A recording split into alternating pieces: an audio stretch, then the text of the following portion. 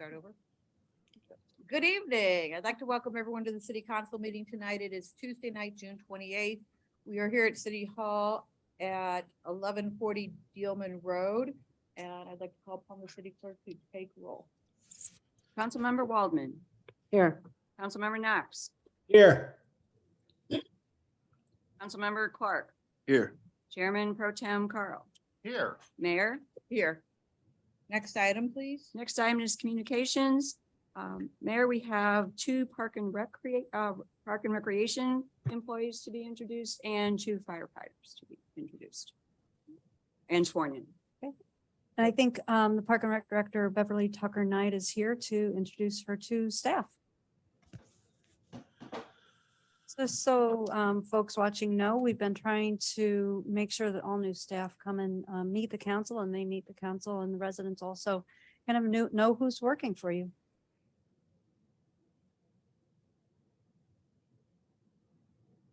Good evening, Mayor, council members, Beverly Tucker Knight, Parks and Recreation Director. And this evening, I have the incredible pleasure to introduce not only two new employees, but new employees in new positions. So this evening, I'm introducing our new guest experience supervisor and our new recreation program supervisor. These two new positions were created in anticipation of opening our new community center, and it will be providing expanded services and programs and rentals and everything that goes along with opening our beautiful new center. So they did rock, paper, scissors, and in alphabetical order, I'd like to introduce Marvin Krumer. He's our new recreation program supervisor. And Marvin comes to us from the city of Delwood. He has an incredible resume working in both the nonprofit sector and the public sector. And I'm thrilled to have him. He has many years of experience. And I'd like to introduce you to Marvin Krumer. Here he is. Good evening, everyone. Of course, my name is Marvin Krumer. I've been working in the last 20 years in the public sector. Started off with Boys and Girls Club, the Greater St. Louis, worked there for 14 years. I also grew up in the club, so I've been around latchkey programs and working in the public pretty much my entire life. I think it's important that community centers and recreation centers give back. Also provide opportunities, not only for kids, but for residents. And that's my charge, to start relationships with the community, not only schools, but also organizations, other businesses that do work for residents. So that's my charge, to enhance what's already going on and also start new programs that not only benefit the kids, but also benefit adults, also benefit seniors, and take care of the entire community. So resources, programs, activities, and events, that's my charge. And that's what we've been working on, starting relationships with the school districts, just to make sure that we're feeding into what the mission of the Recreation Center in the city of Olivet is all about. Thank you.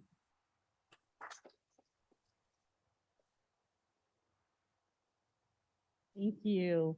Now I'd like to introduce Melinda Stitzel. Melinda comes to us from higher education, where she has experience in leadership, development, and training. So we're very excited to have her serving in our new guest experience supervisor position. Melinda? Good evening. I'm very excited to meet everybody today. Like Beverly said, I'm the other supervisor in the department that was just hired, and my experience has been with higher education, working with college students to develop those important interpersonal skills, personal development, and getting ready for their first career post college. But I'm very excited for this new challenge to soak up everything that I can to learn how to affect and impact a community instead of a college campus. My position works a lot with volunteer management and membership sales. It will eventually also work with the front desk management, as well as a few other aspects of the facility itself. So I'm very much looking forward to getting that building up and getting to work on that. Thank you all.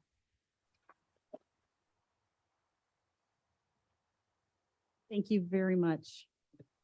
I know that at the meeting where you announced their hiring, that they mentioned that they were going to be the M&Ms of your area.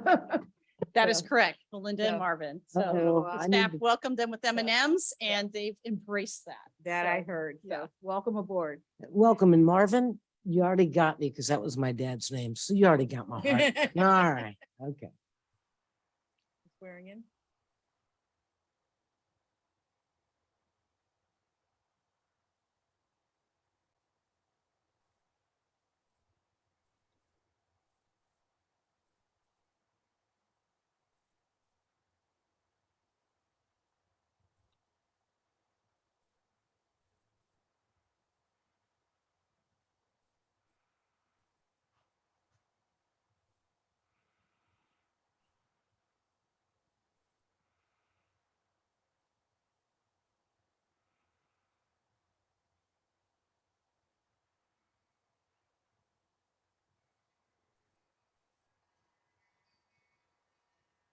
Try this and I'll get some better.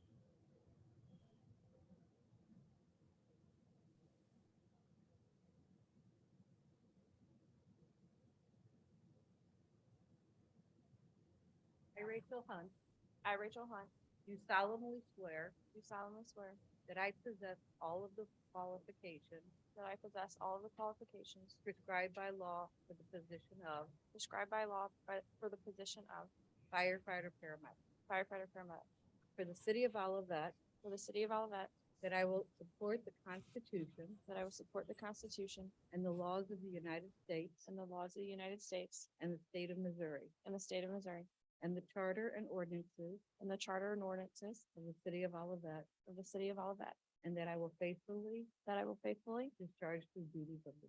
discharge the duties of this office. You know, this isn't the first time where we've had the honor of having a spouse, in another, worker. It's really special to have your husband.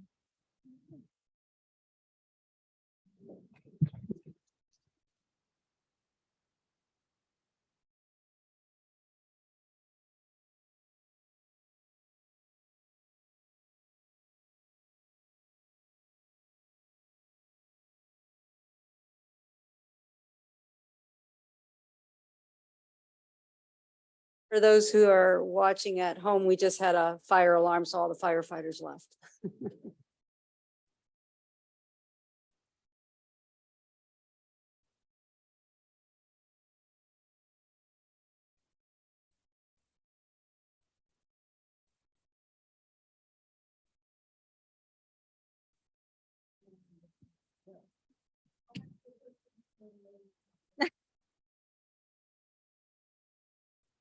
Well, I'm glad you did.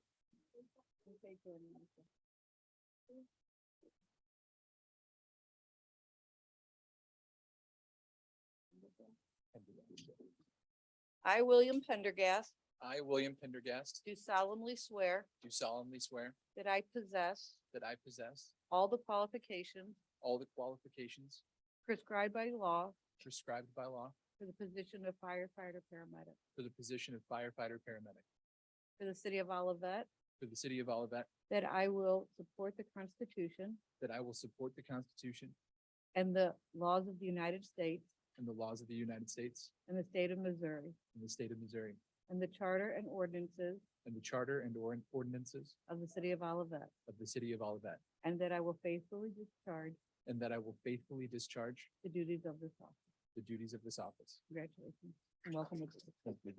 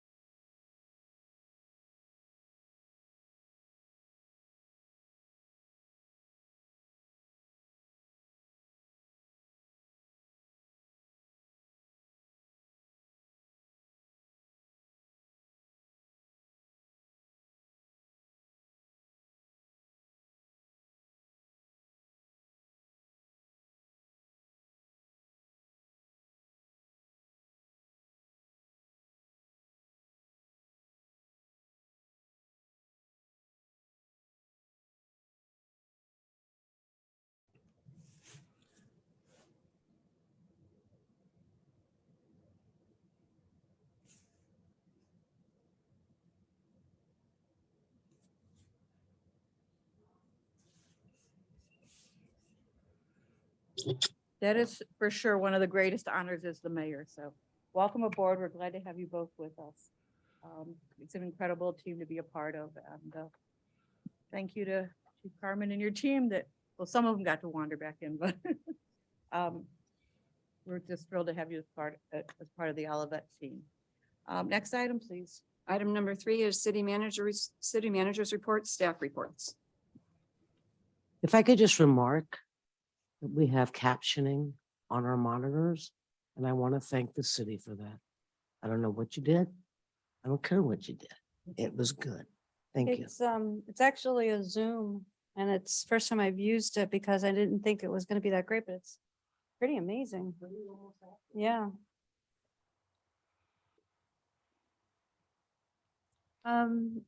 As the council is aware, it's the second regular meeting of the month, and that means in your packets and on the website are reports from each of the departments. And I usually take an opportunity to identify just 1 or 2 things from those reports. This is from the Olivet Police Department, and it's letting folks know about the community camera registration program. And what this does, it allows you to register your the camera that you have at your house. What do they call those? The Nest or some of the other ones. Yeah. It doesn't mean that the Olivet Police will have access to your camera. What it does mean is that you will go on a list, and if something happens in your neighborhood, that they may reach out to you and ask you to check your recordings. And then that way they can use those recordings to maybe solve a crime or identify some folks. It's really no risk. If you don't want them to use it, you just say no. It's all confidential. And so you can go online and register for that. I think it's more and more of these cameras are becoming really crucial to helping identify people who are doing wrong in our neighborhoods. So as I like the fact that they call it the neighborhood watch of the 21st century. Couple other things. Oh, that's funny. Sorry, I have the wrong title on this. 3 large pin oak trees were removed from Oak Estates subdivision. This is an ongoing, if you recall, a couple of years back, we had the oak gall issue where the wasp that kind of laid the eggs, and it creates these galls that essentially will kill the tree. It's sometimes you don't know for a year or 2 if it's actually going to, the tree's going to die. And we're now in the process of really identifying the trees that probably are not going to come back. So you're going to see more trees come down. It's really unfortunate. And I think we had a couple of articles in our newsletter on that. I'm just letting folks know. The Jacqueline and Charles Gate slab replacement is going to begin in early July. That was, it was actually in this current fiscal year that ends on June 30th, but we're going to move that money forward and get that done in July. The Lindley Relief Project, that's the sanitary sewer pipe and structures, and that runs along the southern branch of the River Des Peres. You notice it most when you're on Dealman Road at that little bridge. That is actually the project is done, and they're starting the restoration work now. The restoration work that they did, if you go on Price about that same area, it really looks nice. I think it is going to look very nice. St. Louis County, this is an update on the Dealman Road project from Olive to Page. They did, they had an RFP that went out, and it went to the low bidder, Pavement Solutions. We've not worked with Pavement Solutions before. The contract has been executed, and actually I just got an update today that they did get the notice to proceed from MoDOT. So we anticipate that will probably start within the next couple of months. The Economic Development Commission, they have, right before the pandemic, they had updated their business outreach plan and had established some goals of meeting with business owners in the city. And then the pandemic happened.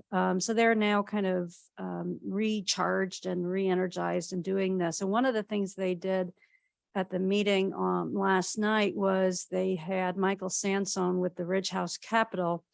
He's the developer of the Oliver, come and talk to them about what it's like to do development here in Olivet. And they asked a lot of good questions of him. And I think we're going to continue to have these little drop-ins. And so that people can kind of tell the Economic Development Commission, you know, what works, what doesn't work, what can be improved.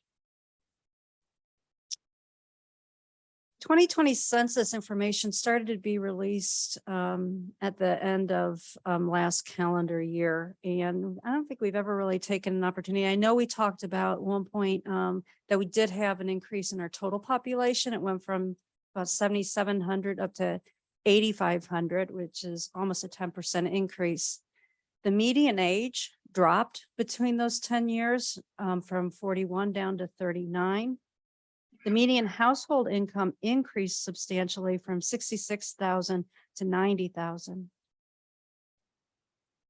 We always have known that we have a large number or a large percentage of our residents with bachelor or higher degrees. We actually have a lot of folks with advanced degrees in the city. And this again shows that that continues. We 67% hold bachelors or higher. Our employment rate went up a little bit, 67%. Housing units stayed relatively flat, which isn't surprising because a lot of the new homes that went up were actually tear downs. So there weren't a lot of new units that went up. But if you notice that total household, that went down 2.5%. And if you look at those together, what that's telling us, how they define a household is a more traditional way of defining a household. And that number going down with the housing units staying the same tells us that we probably have more non-traditional households in all of that, or a growing number of non-traditional households in all of that. And then you'll see that our Hispanic or Latino of any race went up. So our population is younger. And you'll see that again, we have that increase in overall population. It will be interesting, the housing units when we get to 2030 in that census, because we are adding a number of housing units with the apartment complexes. This is the racial demographics of the 2020 census. We're about 52% white. And you'll note that the Asian and the multiracial populations, they're actually growing faster. They're our fastest growing cohorts in there, and they're growing faster than the Ladue school system and actually in St. Louis County as well, which again, shows us that we have continued to maintain our diversity from the 2010 to the 2020. And in fact, it's grown a bit. Some of this kind of comes together with our comprehensive plan, which we have an RFP out right now, or it's actually, we had the respondents to that. We're now reviewing some of the proposals. But these four pillars were the pillars from the 2006 comprehensive plan. And in the 2020 or 2022 comprehensive plan, we're adding a couple of pillars, equity and sustainability. And one of the things that's going to be interesting is as we look at the changes in our population from 2010 to 2020, and we go into this new comprehensive plan, I think it's going to be interesting to see what priorities change, what stays the same, and what is that vision, that 20-year, again, the comprehensive plan is a 20-year vision. What's that 20-year vision going to look like? Upcoming events, we have the 4th of July on Monday. Offices will be closed. City Council work session will be on July 5th. Next regular council meeting is the 12th. Coffee with the Mayor is the 13th. That's at 8:45 a.m. here at City Center. We also will have that streaming as well, so you can participate via Zoom. If you like, the mayor's guest will be Chief Beth Andreski. She is going to demonstrate our body worn cameras and show how those work and what it really looks like when you're looking at that video. And she'll also go a little bit more into what can police video, what becomes available for if someone files a sunshine law request, what video can they look at? So it's a very interesting topic and a little bit more complex than you might originally think or realize. The Park and Recreation Commission then meets July 20th, and the Planning and Community Design Commission meets July 21st at 7 p.m. You will note that the first regular meeting of the Planning and Community Design Commission is canceled this month, so they will only have one meeting, and that'll be the 21st. And with that, I am done. Happy to answer any questions the council might have.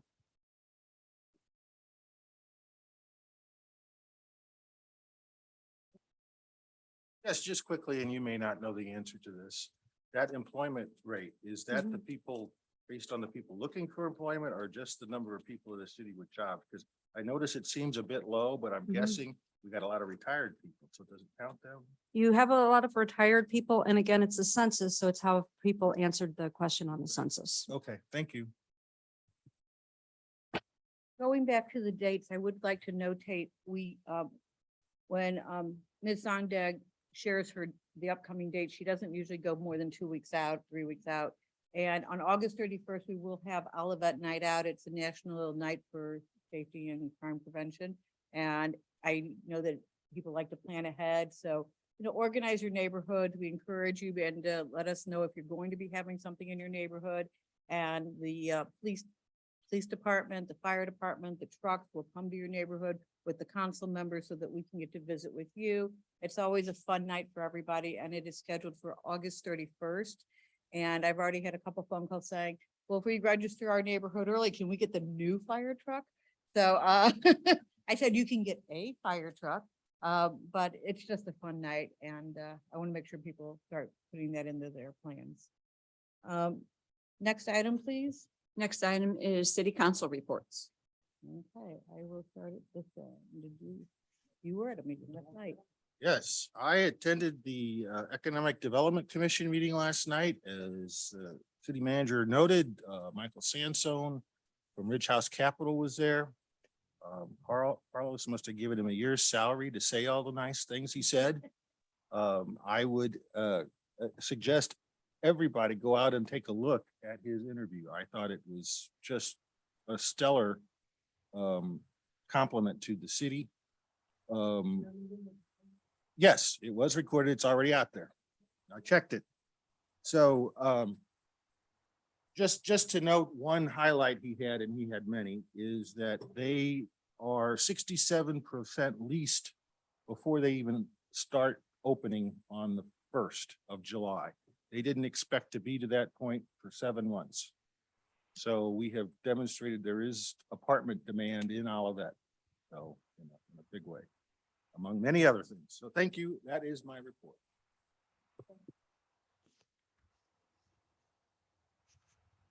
I attended the Parks and Recreations meeting. I have to say that our group of people who are working in that group have some amazing things still going on in the city of Olivet. And they're doing that while we are renovating our parks. So it is truly a testament to some hard work going on with that organization. And they are also making plans for new opportunities for our citizens of Olivet going forward. So hats off to you for some really good work, ongoing and planned. But that's all I have. Thank you. Thank you, Madam Mayor. I attended the I planning. didn't get to say your name. Councilmember Waldman. Thank you, Madam Mayor. I attended the most recent Planning Community Design Commission meeting. It was a very short meeting. We typically get a summary from Carlos. There was some good conversation. And we will, as Ms. Sondag indicated, not have a meeting on the 7th of July. That next PCDC meeting will be, as she indicated, at the end of July. I'm looking forward to hearing about the RFPs and where the city lands and moving forward with the comprehensive plan. So it's exciting times. Thank you. I do want to say one more thing. I have started my capacity working as a member of the Municipal League, St. Louis County, representing this region in this city. And it's a pleasure to represent. And didn't you attend an all-day retreat? Right, well, congratulations once again. Councilmember Knox, I believe you were traveling, so were you at any special meetings these last 2 weeks? Yes, I had the pleasure and the honor to represent the city for the state of the city report to the Olivet Creve Coeur Chamber of Commerce. And I was very honored to be there representing the city, and the staff was there also from the building department and the city manager. That's all I have, Madam Mayor. Nurses behind you. She went into hiding. Thank you very much. So with no further ado, we'll go on to item number 5. Item number 5 is the monthly financial report for May of 2020.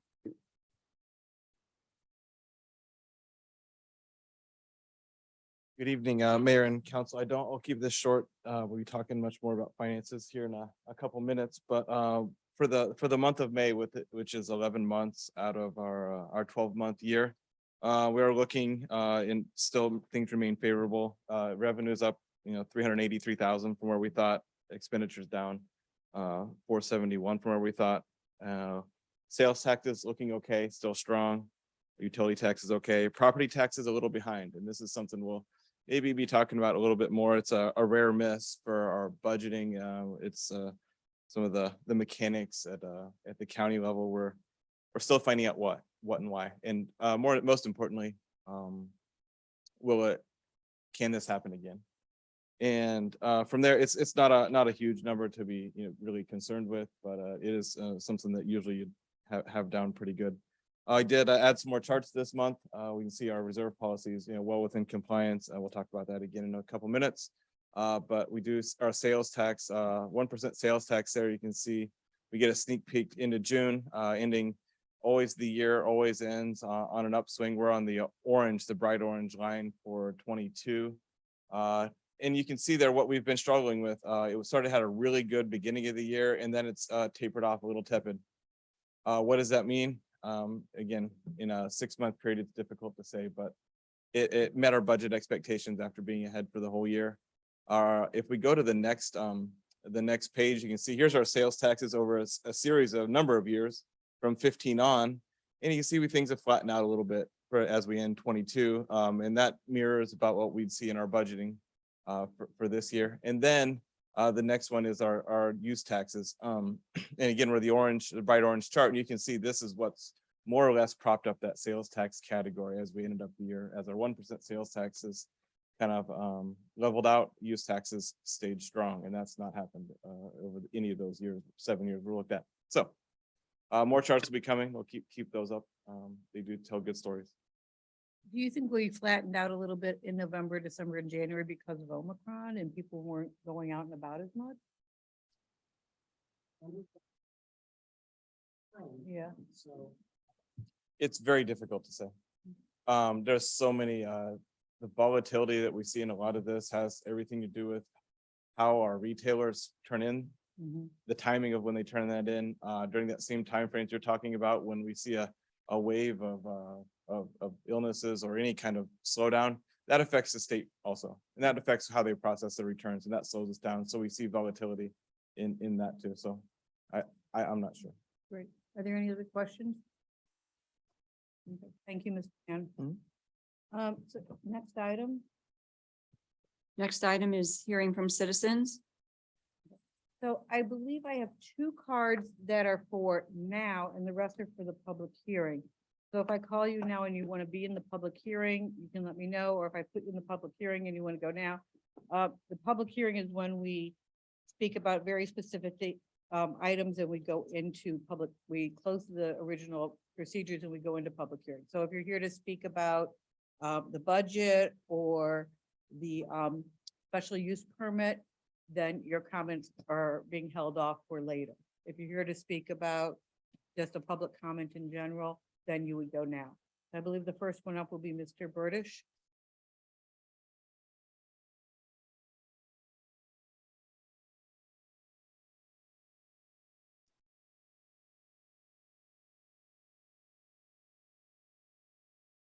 I guess I don't have to remind Mr. Burdish because he's an old pro at this. Right. But you need to state your name, your address, and limit yourself to 3 minutes. Okay. Morton Burdish, 8829 Chisholm Court. I will definitely hold the 3 minutes. I'm here tonight to talk about the parks. As everybody knows, I'm a big supporter of the Parks Department. I grew up in University City, had a pleasure of having a park in every neighborhood. I also served on the Alouettes Park Commission for 3 years. I also persuaded the council at one point to winterize the bathroom at Stacy Park so the kids could use it to play soccer. And I'm very thankful for the people who work with me on the Warston Park to keep it open. At one time, the city council wanted to put a factory there, but I'm glad that we were able to keep it open with everybody who worked together with me. And that way we'll have a beautiful community center. Thank you. Thank you. Thank you for your contribution.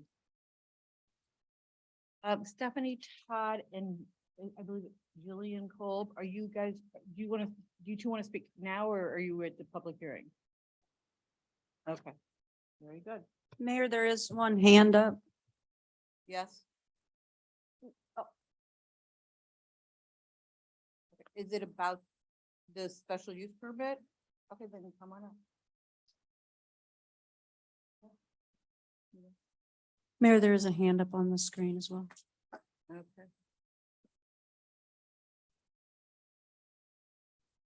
Hi, my name's Leah Bernstein, 8822 Iroquois Drive, Arrowhead Park. First, I wanted to say thank you. Thank you for all of the hard work you're doing. We know it's a lot of stress. We know it's a lot of subject matter expertise that you kind of have to learn as you get into it. And we are learning too. We appreciate deeply your patience and your partnership, and we are imperfect. And I apologize for any missteps I have made that have rubbed you the wrong way, offended you, insulted you. So humble pie is mine to eat on that. At the same time, just in the process of kind of getting to know how this whole thing operates and is structured, I'm concerned that the operation is kind of interpreted more as kind of a court of law rather than a community council. And when we're refused meetings, our emails aren't responded to, phone calls aren't responded to, which has felt that way in the last month or so, not as much more recently. But it feels like that our communications outside of this area are ex parte, which is illegal in a court of law, but not at all in community council connections. And what we're trying to do is learn, build relationships and rapport and connection and understanding. And we understand that agreements and contracts and promises will not be made on the one-on-one or two-on-one or however many on one outside of this environment. And I can absolutely understand how it's nerve-wracking for me to There's be. 1 minute left. Thank you. It's nerve-wracking for me I'm not like a typical normal public speaker. And so it's kind of artificial and nervous invoking for me. So I come off the way I don't necessarily intend. And I apologize for that.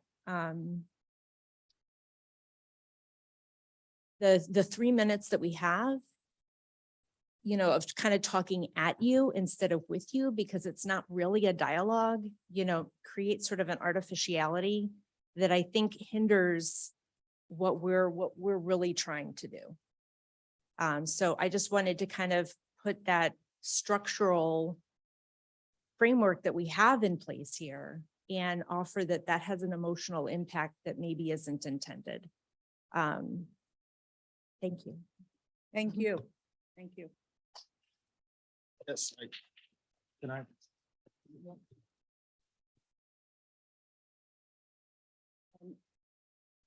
So all the other cards, I believe, are for later in the evening. Okay. Thank you. Next. There item. is one hand Oh, I'm up. sorry. Hong Bin, Hong Bin Zhu. all right, do you want to speak now or I will?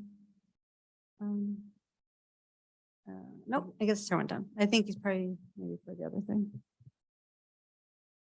Okay, very good. Next item, please. Item number 7 is bill number 2976, an ordinance making appropriations for current expenses of the city government of the city of Olivet, Missouri for the fiscal year July 1, 2022 through June 30th, 2023, adopting a certain budget, adopting a certain salary schedule. Second reading and public hearing. Mr. Mann, this is usually the highlight of our June.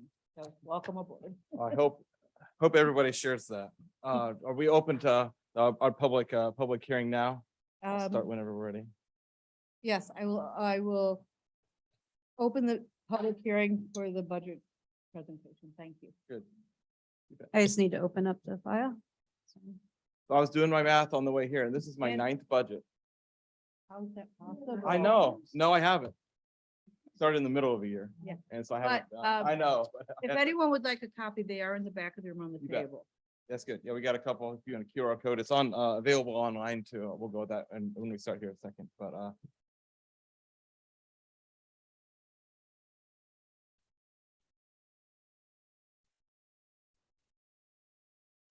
And while we're waiting, if you've never seen one of Mr. Mann's budgets, it's worth thumbing through because he puts pictures and graphs in it.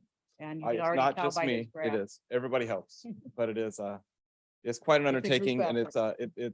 it's very, it's fun if you like it. If you don't like it, it's at least a good read every now and then, a good resource. When we go through our three primary documents, our financial statements, which is called the annual comprehensive financial report. We have our annual budget, which we'll talk about tonight, and then our capital improvement plan, which we will also talk about tonight.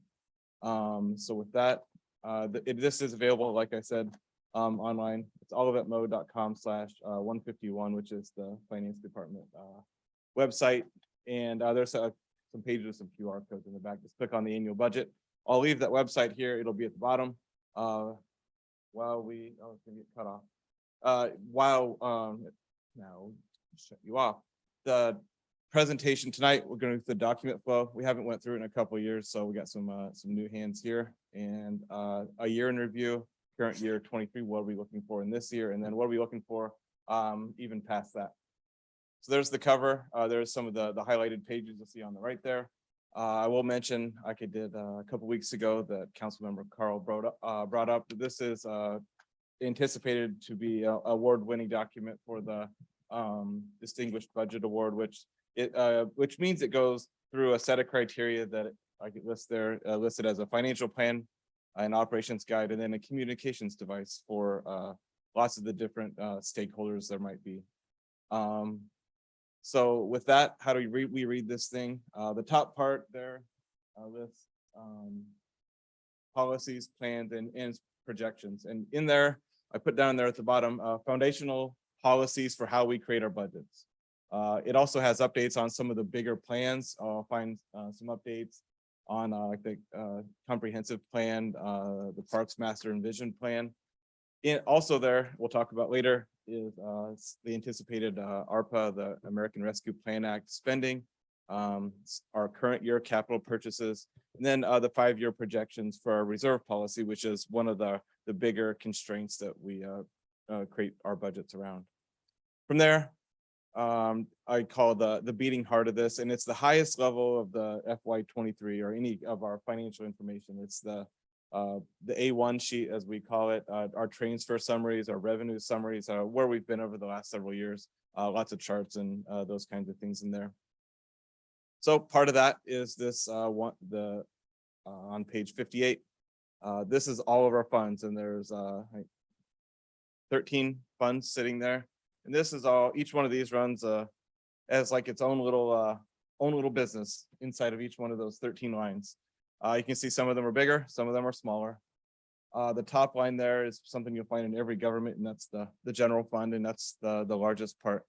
As we kind of go through these things that this one table ties together our audited financial statements right here in that first column. Then we look at it. This is our monthly reporting, a summary of our monthly reporting that we see every single month.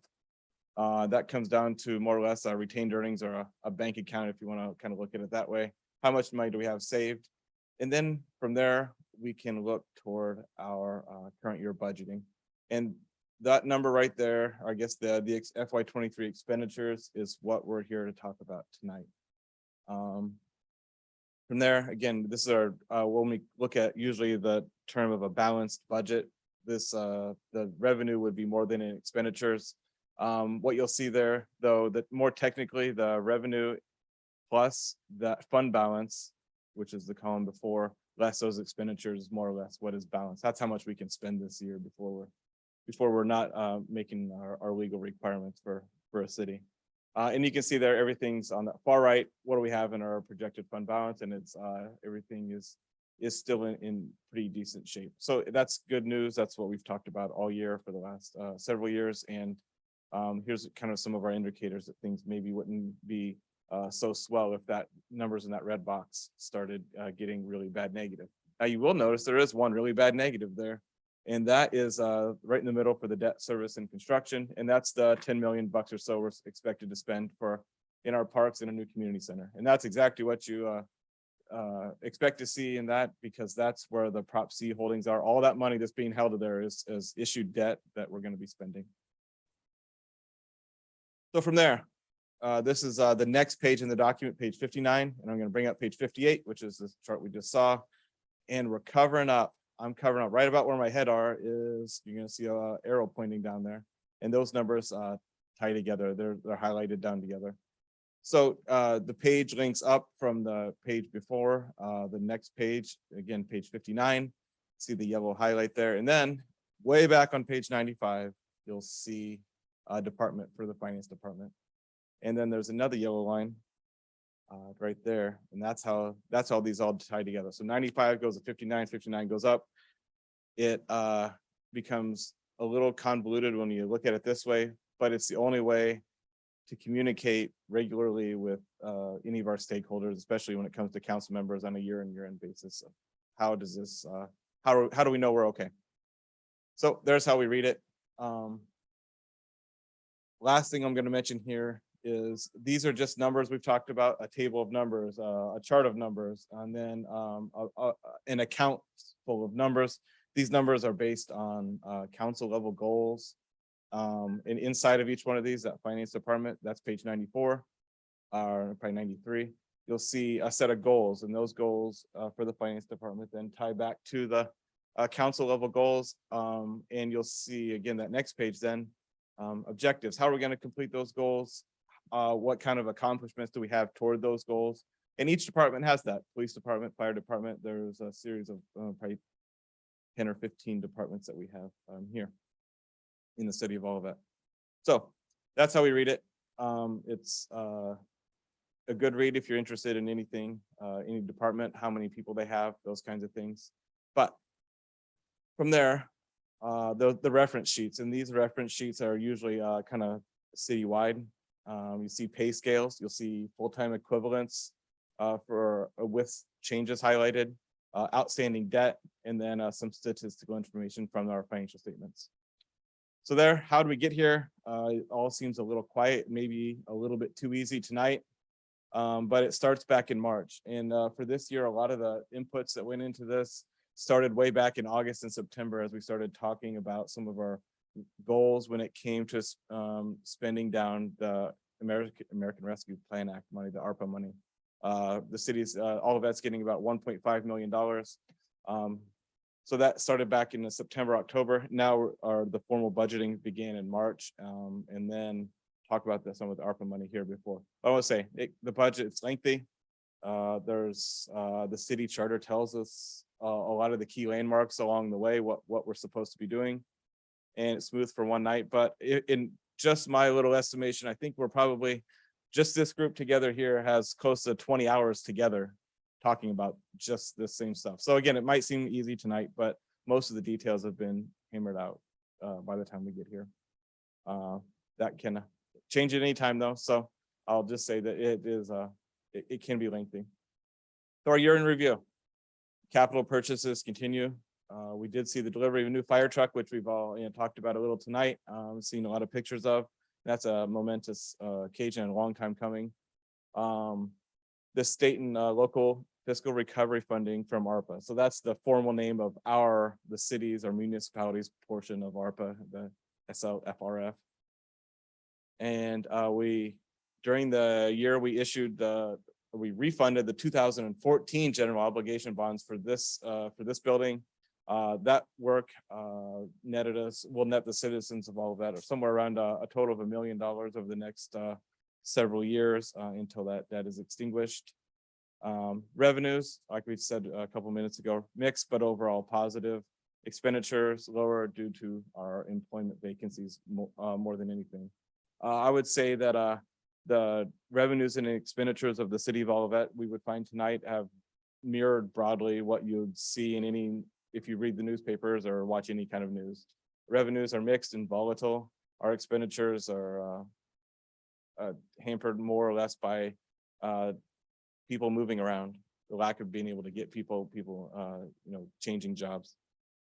So with that, also I'll finish up here with the construction in our parks, construction through up and down Olive, in nearly any neighborhood you would find something going on in the city of Olivet. So that is a carryover from last year and still continues. For 23, what do we see?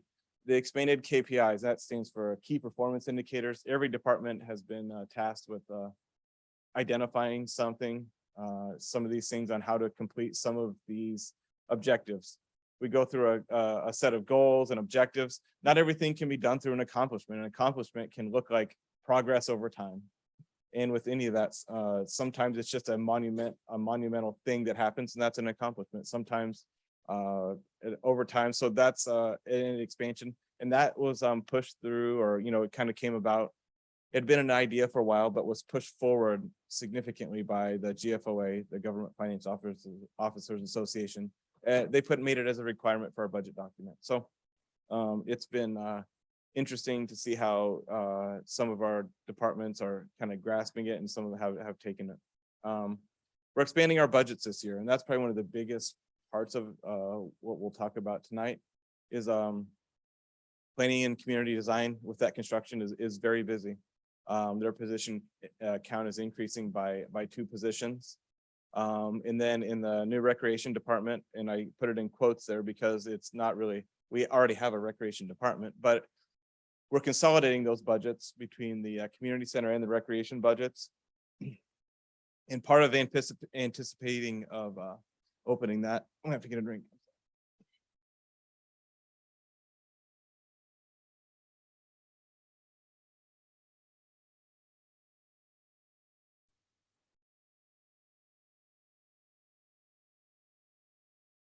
In anticipation of opening that new community center. Yeah, I'm fine. The new positions, we're gonna have new programs, new and added costs. Yeah. And with that, new revenue. And so what our charts are gonna see in the here in a little bit of what that really means and where that's going. But that's an expansion of our budget on 2 fronts. Also the ARPA, the American Rescue Plan Act funding, the usage there, and then FY23 capital purchases. We'll go through those. So usually we start at the top in our revenues and our charts. Tonight, we're going to start at the very bottom on page 115. And this is a chart that's illegible, but the gray shading on the far right means a change over the last 2 years of the positions. These are all of our FTEs or full-time equivalents. You can see most of them have changed. A lot of them you'd find that are new. We zoom in there toward the bottom. You can see our FTEs, our full-time equivalents, 2 years ago were 74.5. We're jumping in this year to 86.8. And what is that is it's a 14% increase in our FTEs in 2 years. And that's a lot for any organization. And so when we look back from that, 75% of our costs are in personnel. And when that happens, that means we usually that's a typical of a service, any kind of service industry, which I would classify us more or less as. And we zoom out a little more or look at this a little bit different. About over half of our costs are in what I would call core services, and that's public safety, police and fire, and then in our public works, definitely something inside of there would throw at us over 50%, where if these people disappeared today, we would really notice pretty quickly. So with those two things in mind, and if we look at this, again, public safety is the bottom sets of these right here. It's a strange graph. It takes a little while to kind of look at, but the revenue is stacked in the front. And the bottom orange is property taxes, utility taxes, and then yellow sales taxes, gray is the remainder categories at the top. And we'll take a look at that chart here in a second. But you can see the bottom two are pretty much flat over the last, since 2016, 5, 6, 7 years. But you can see the sales tax has increased. And now the remainder is also increased. And then behind it, we can see our expenditures. These are our departments. And you can see that the budgets ebb and flow with those revenues. And you can see that it's grown this year. Where do you see the biggest jumps? The police, fire, those bottom two, everything is kind of remained the same until you get to the green there toward the bottom, or sorry, toward the top, and that's in our Parks and Recreation Department. And that's with the expansion of those are FTEs, that's the opening of the community center. You can also see the orange there, the orange slice, the second from the top. It was pretty small there several years ago. And now it's getting bigger and bigger. And that is the expansion of our 2 positions, at least this year, in our planning and community development. One of I put the operating and the debt service, it's not operating, it's capital and debt service up on top. And you can see there that those costs have maintained. And whenever you see those go down to nothing, capital purchases are being deferred. And then over time that ended up costing us too, even more. So you look at that final bar in the top, or sorry, on the right, this is what it looks like in a pie chart. And our sales taxes represent 45%, give or take, of our of all these operational revenues. And this year we see the remainder category taking more and more of out of the rest of that, and that's because again of the new revenue from a new community center. So with that, we add those up together, we're getting a 64% of our revenues kind of become more or less more volatile.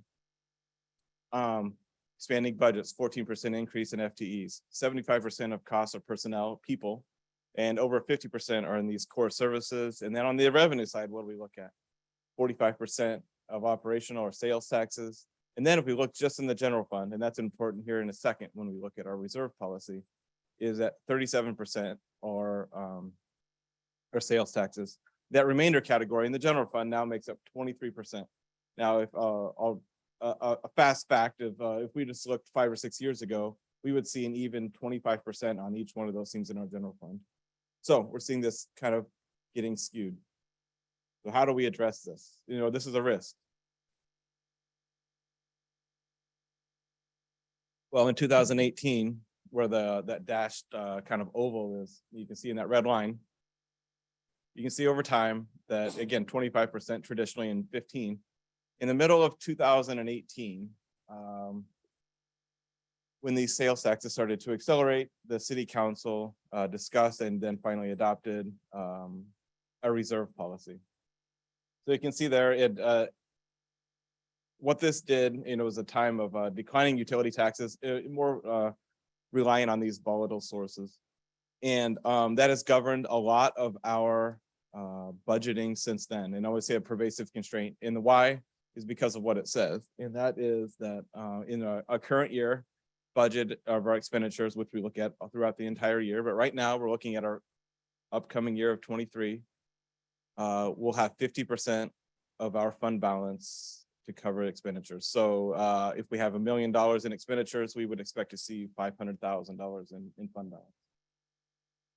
Now, if we look out 5 years, which is our FY 27, we will have 75% fund balance to cover those expenditures. And that's a lot to have 5 years out. So then that is our pervasive constraint that we look at one time a year. And that's monitored monthly. The 50% is monitored monthly. Every year at this time, we look at our 5 year out projection because projections require assumptions.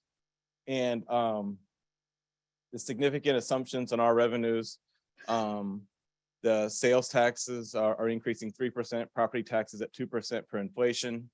No new constructions added in here.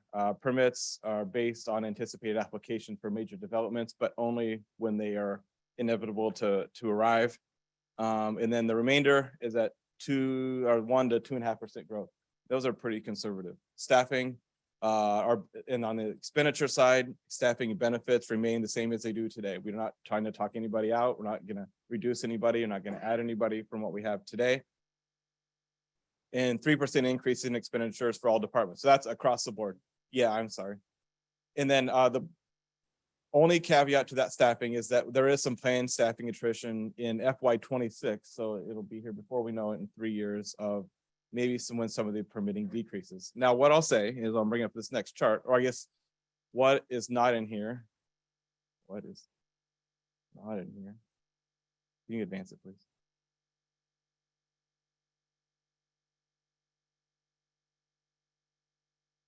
What's not in here? I'm also gonna if you can read the notes in there. I was supposed to have my computer up here and I forgot. So what's not in here? What's not in here is anything happening at the Gateway development. What's not in here is anything is Opus opening. So what we don't have is a lot of upside. There's a lot. We don't have a lot of upside possibilities in here.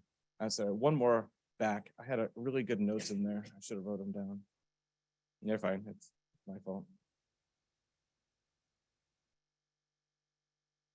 Yeah, it's really not.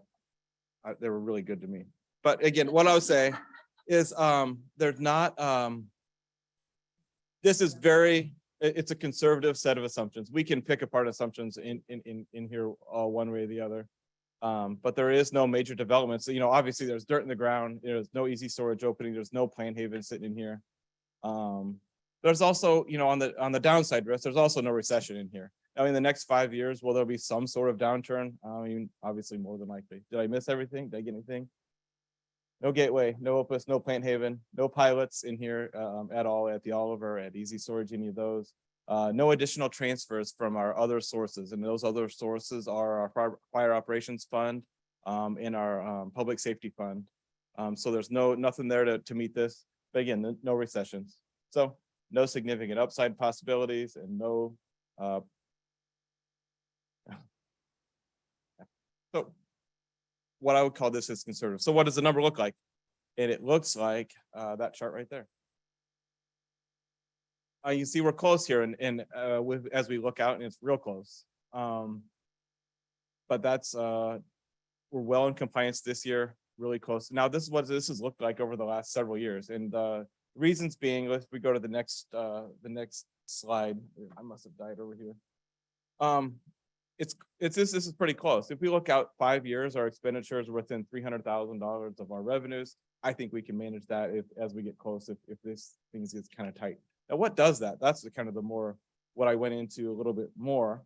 And here's a little bit of why. The remainder category, it makes up our Parks and Rec revenues, our court licenses, permits, and our medical transport, which is charges for service for the ambulance. What happens in several years is we see or we predict that the permits are going to even out. And that's that purple line sitting right there. Now, if those permits don't even out, then we probably won't have that attrition that we have talked about in FY 26. So more or less, we're giving and taking inside of that. Now, the green line you can see right here is our Parks and Rec revenue. And that's from the opening of the new community center. So that's also a big unknown as we look out going forward. There's not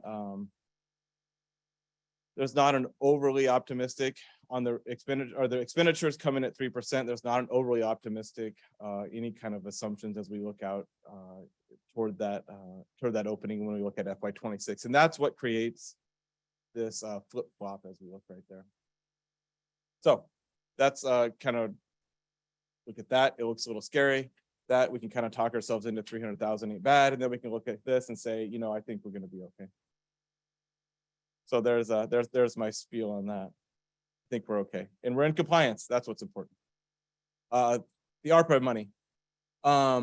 Here's the listing of the $1.5 million. I won't go through everything listed in here. Is approved in April, let's say 18th or April, in the meeting in April. It's the same list that's sitting right here. So on page 17 of the budget document.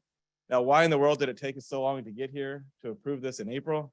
Is a lot of the, it took a long time to kind of clarify everything from the federal government. It was a quick money, but then not a lot of rules. And it was unclear on our qualifications. Now we're under the revenue loss category because we're under $10 million received. Now also some unclear reporting. Now we're in streamlined. We don't have to, there's not a lot of detailed reporting that's going to be happening again because of that same threshold. In the end, here's the list of the projects that are identified and approved by the council. They need to be, these monies need to be obligated by December of 24 and spent by December of 26. And they are subject to change. And that's why I'll put that in there too. That's going to be a significant portion of the kind of throughput that city staff has, aside from some of these opening of the community centers and those kinds of things. So, oh, I died again. Posting them all on. Here we go. 23 capital purchases. We again went over these things. Page 22, cardiac monitor in the fire department, bunker gear, structural firefighting gear, a breathing air compressor, replacement radios. Now, why in the world do radios cost so much doggone money? And it's they're very nice radios. They're advanced in technology in lots of different ways. There's also a lot of them. We have a lot of radios here. If you're more than interested, we can go into the capital improvement program and look at the makes and models of all the ones we have. But then in the fire department, and it's the first time we've seen something like this.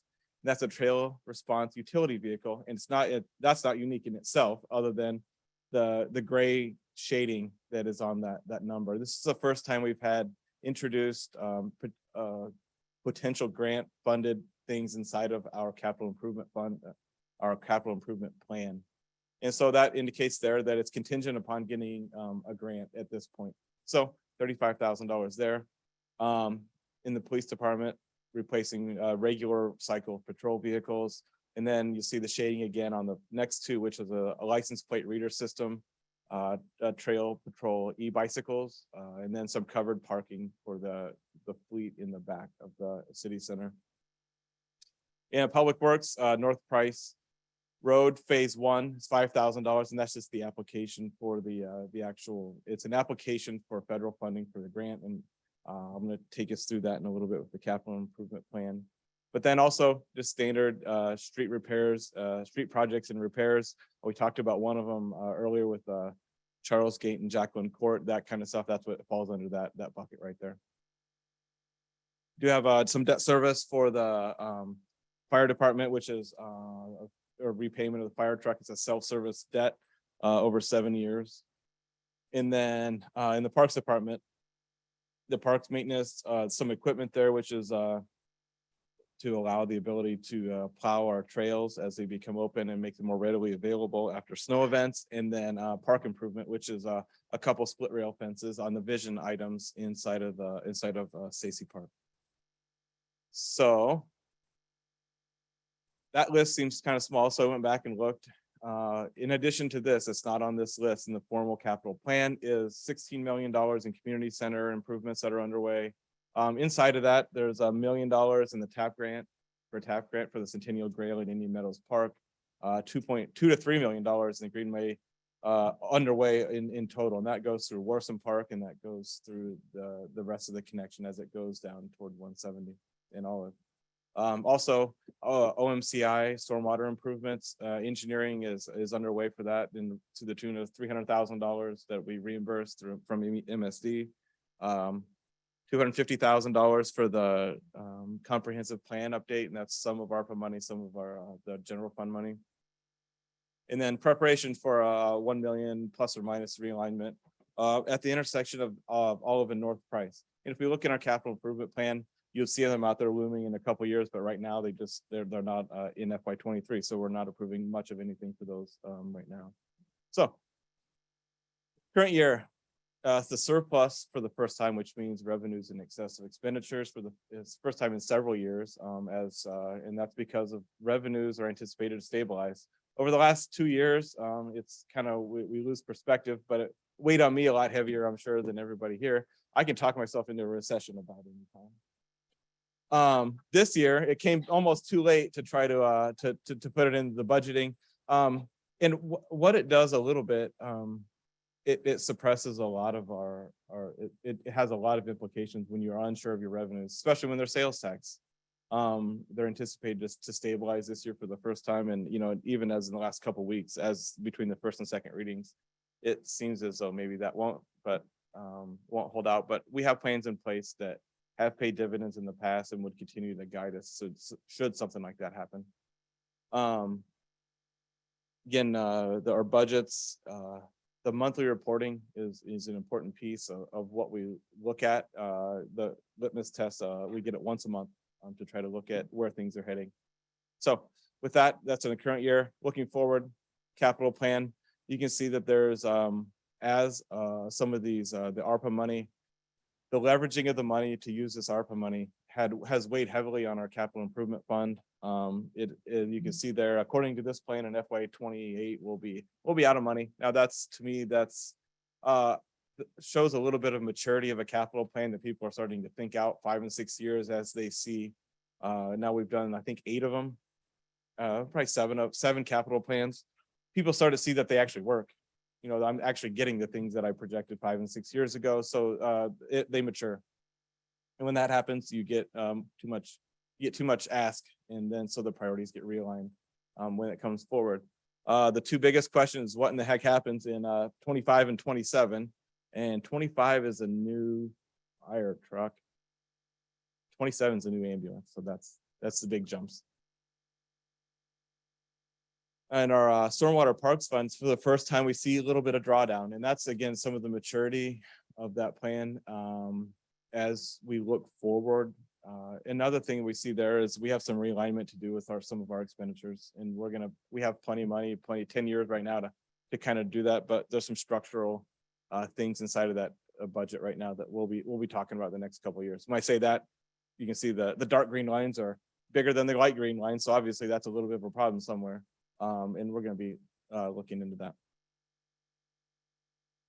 The other things we talk about a little bit is our debt, the capacity to issue new debt. We can see how with the reissue or the refunding of the 2014 debt with that, it's the red there in the chart. What it comes down to more than anything is every year our assessments go up. We increase our debt capacity. Every time we make a payment, we have our debt capacity increases. And that's no different than anybody's house. If we make more money, I have more capacity for debt. If I make payments, I also get more capacity for debt. We're at 73% as of right now, and that increases by to the tune of $1.5 million just by making our payments just over time.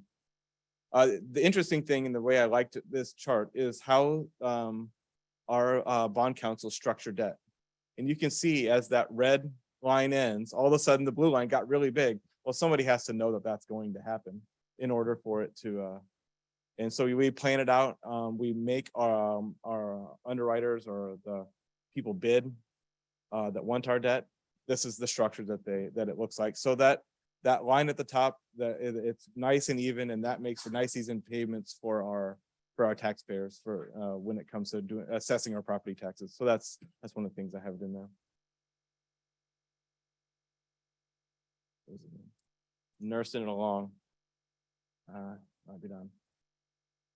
So that's it. That's all that I have for our budget presentation. I'm more than happy to answer any questions if anybody else here as anything. I think we're in a public hearing, but the recommendation, if we don't have any issues, is to approve Bill 2976 as presented tonight. So, thank you.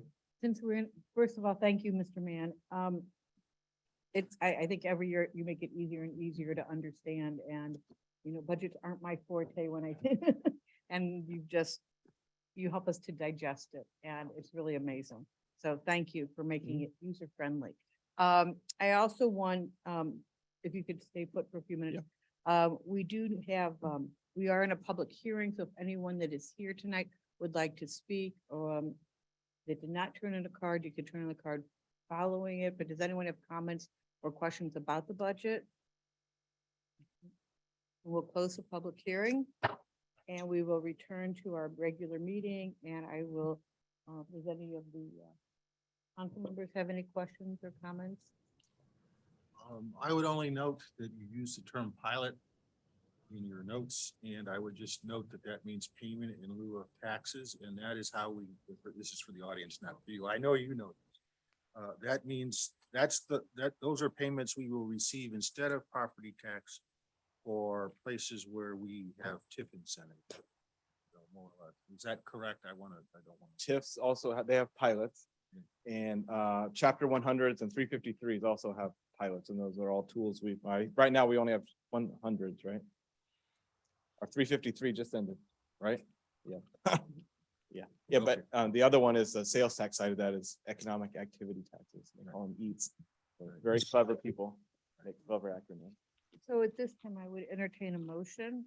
Madam Mayor, I'd like to make a motion that we approve Bill 2976, an ordinance making appropriations for the current expenses of the city government of the city of Olivet for the fiscal year beginning July 1st, 2022, adopting a certain budget and adopting a certain salary schedule.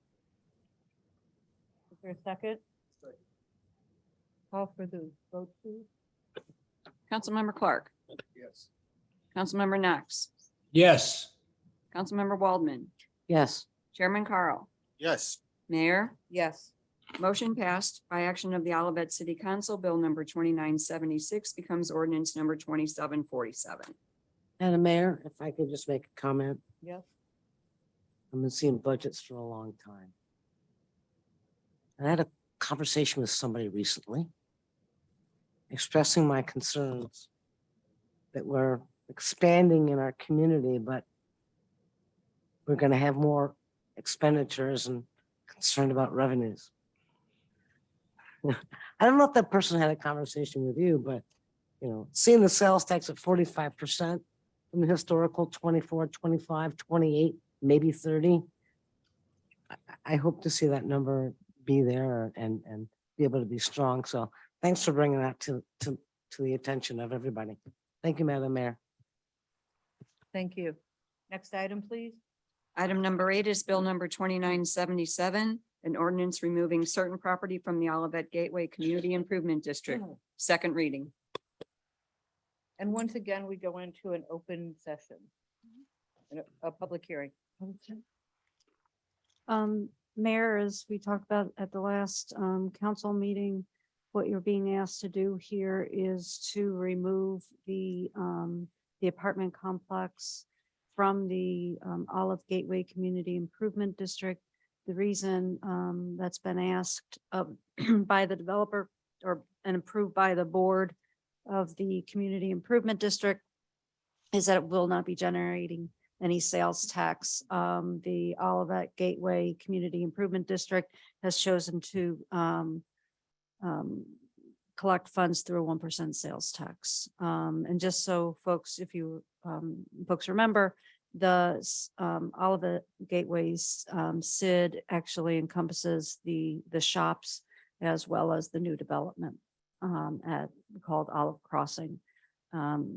We do have our attorney from Gilmore and Bell, Mark Spikerman, is here, as is the developer, Greg Yowitz, if the council would have any questions of them. I think Mark came for the budget hearing though. I have a question for Mr. Spikerman.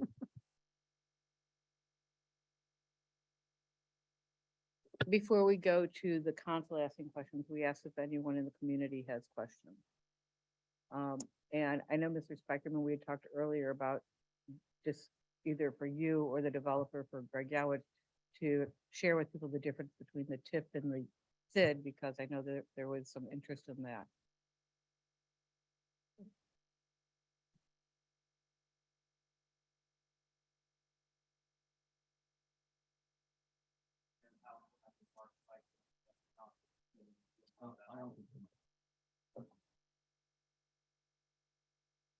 Okay, can you hear me now?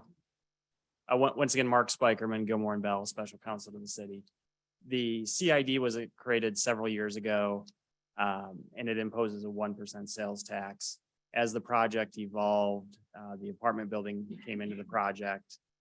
No sales taxes are expected to be generated from the apartment building. The CID can meet its obligations without that property in it. Typically, when new CIDs are drawn for these type of projects, they tend to exclude residential property from the onset. In this case, just the way the project evolved, the CID came before the apartment building, and now they're just seeking to take it out. With respect to the CID and the TIF, said the CID is an extra 1% sales tax only on the shoppers who shop in that either Price Crossing or Olive Crossing sites.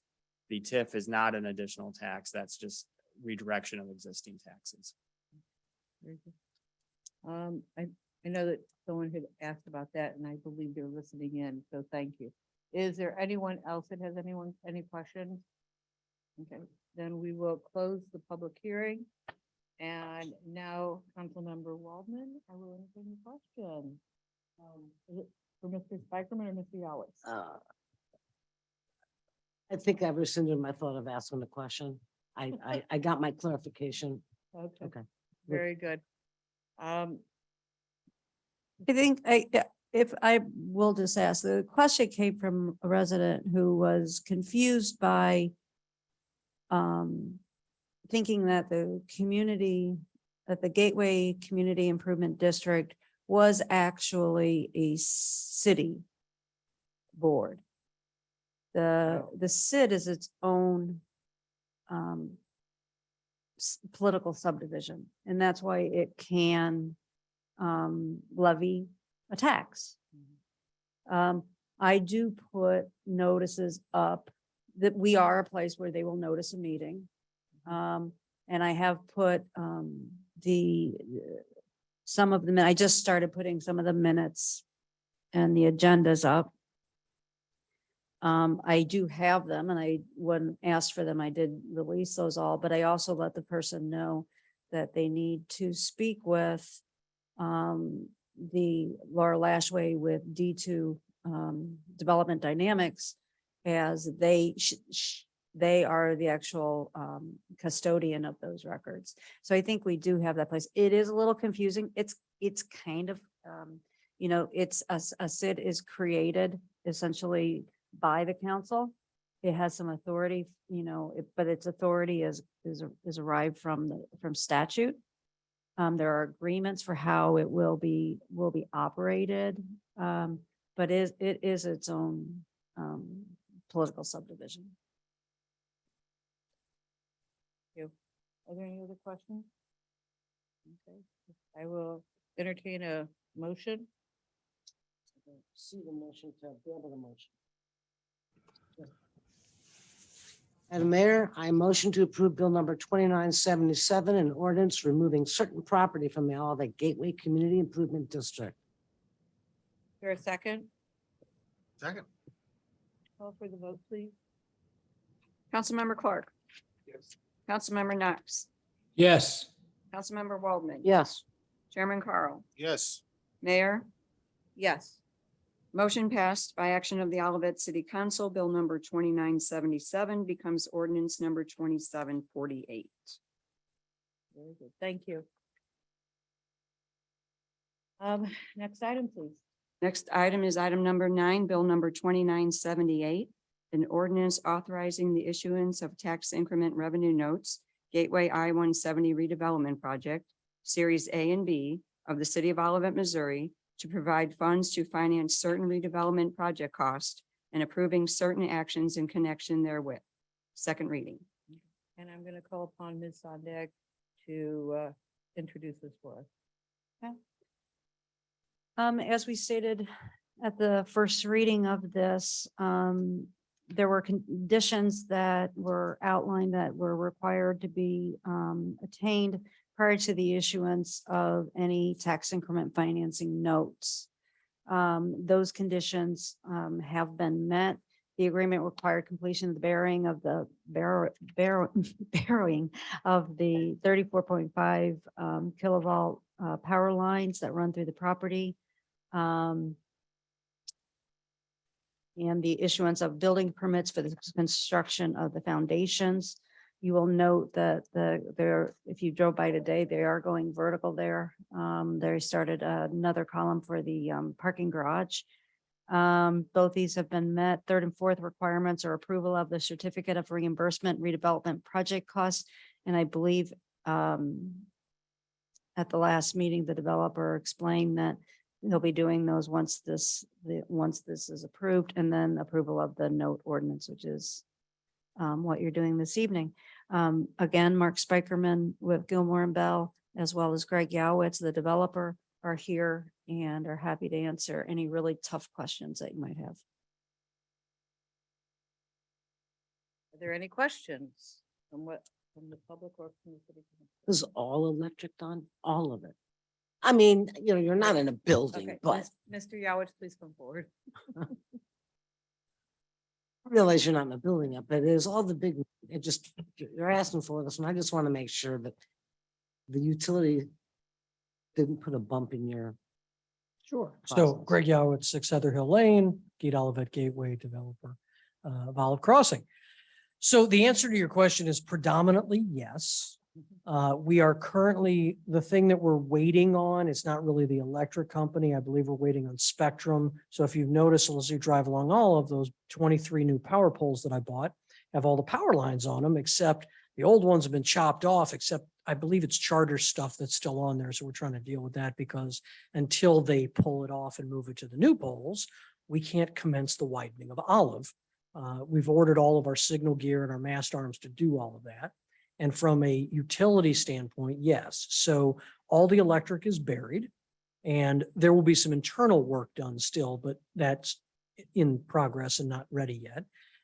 We, as you know, encased after about a 6-year process with the Corps of Engineers and MSD, we encased a creek in a concrete tube, rerouted all the sanitary, rerouted all the water. And I think we finally solved our water problem on Olive. Apparently the trunk water lines were not where they were shown on the plans. And there were other pipes next to them that were also not shown on the plans. And so we had to get creative. My team did with MoDOT to get, I think, the water lines connected. I honestly am not 100% sure, but I know it's heading toward resolution. So yeah, the big red crane you see up is called a 999 because it's a 1 million pound crane. And the pieces of the garage will start arriving. It will go up very quickly. As you've hopefully seen, we're framing on the west side of the apartment building, the first floor, and some of the wood and the steel. And things are moving along fairly swimmingly. Thank you. Are there more questions? And yes, to your point on number 3, which I just want to make sure Mark is on the same page as we are.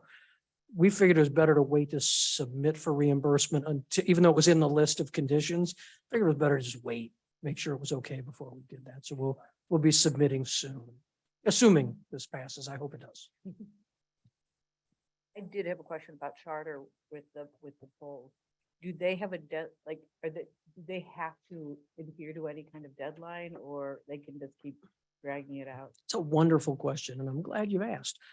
So 16 years ago, we ran into this issue when I built Price Crossing, and they had a pole in the middle of the entrance and then tried to, what's the nice word? Encourage me to pay them a fee that I didn't think was reasonable. And so we worked that out. I am actually planning to make a phone call to someone in their legal department that I know to try to encourage them, since they're the last one at the table to get their work done, to get that done soon. So I hope that'll resolve itself quickly. Great. Thank you. Are there any other questions? What? So Does that they, mean Spectrum removing the poles as well? They have to No. remove their equipment. they just need to move the equipment. Oh, I'll okay. take care of removing And all then- those poles. The poles come out. Okay, I'll do the pole removal when we You'll do do the, the pole when the removal lane once widening it- happens. It's Yes, very, it's really exciting, so. Thank there's a you. lot going on. Very exciting. Thank you. You do have a question? Yes, come forward and you got to come forward and say your name and your address and then answer. That's fine. Come on. Come on up, neighbor. Yes, I promise he doesn't bite. Julian Kolb, 21 Heather Hill Lane. With this development, and my question is, the electrical demands in our city, how is this going to interrelate? Is this going to be taxing in terms of the amount of electricity that's going to be needed? And is there an allotment of so much electricity that the city of Olivet can have? How does this all play in? What I know. Okay, I just don't know. Oh, sure. Thank And you. hold on, I didn't quite understand her questions and what So- she was really asking. I think I do. So what my neighbor Gillian, who lives about 5 houses down and across the street from me, asked was, and this is a concern that's been asked of me before on this project and others, was basically with all the new building, are we going to overload the grid, so to speak, and draw too much power? And the answer is, one, I think 100% chance of no, right? That's not going to happen. And that for a couple of reasons. Number one is, as we've lived here for a long time, know back in the, I believe it was the 06 ice storm, 9 of the 11 feeder lines into Olivet went down in that ice storm. I mention that because there's 11 feeder lines of power into Olivet. So all the power doesn't come through the lines we buried. And so we believe there's plenty of demand. Number two, all of this was extensively engineered by Ameren over 2 years. And so they're fully aware of the future loads. They've all been calculated. They don't really have any concern. And number three, and I wouldn't have the exact math on this, but for what we're building in the amount of square footage, if you compare that to a building built 10 years ago, the demand loads are so much smaller because we're using LED technology in almost every instance, and we're using more efficient HVAC equipment. And so on a per square foot basis, we're dropping a load compared to what could be there. And so, even our project received an on-site visit from Marty Lyons, who I believe is the number 2 person at all of Ameren. He's actually been on our site. So great question. And the answer is it will not have a negative impact on Ameren. It's all computer controlled power. So they route power in as it's needed. It's easier for you to talk with Come the on up. mic since we're being recorded. That way people can hear what you're asking. I've seen in the news that Ameren was talking about a way to assure everyone that there's not going to be a brownout, that they have plenty of electricity. They're not concerned about that. It had terrible weather prior to the last few days, high hundreds, the whole 9 yards. If we were to go through an extensive period, God help us not this year, with that kind of thing and the added usage of the people in the apartments and the other developments. Is, I don't know, kind of a thing, huh? Well, yeah, I'll come. Okay. So the answer is, Ameren is in charge of delivering power to all of us. They're aware of the demands and it's their job to bring it to us. The Costco development in New City, right? That's going to have power demands. There's a new residence in Clayton. And so they use what they call smart grid technology, which routes power as it's needed for demand. So I believe the technology works. I think our only risk of a major power issue is another major storm.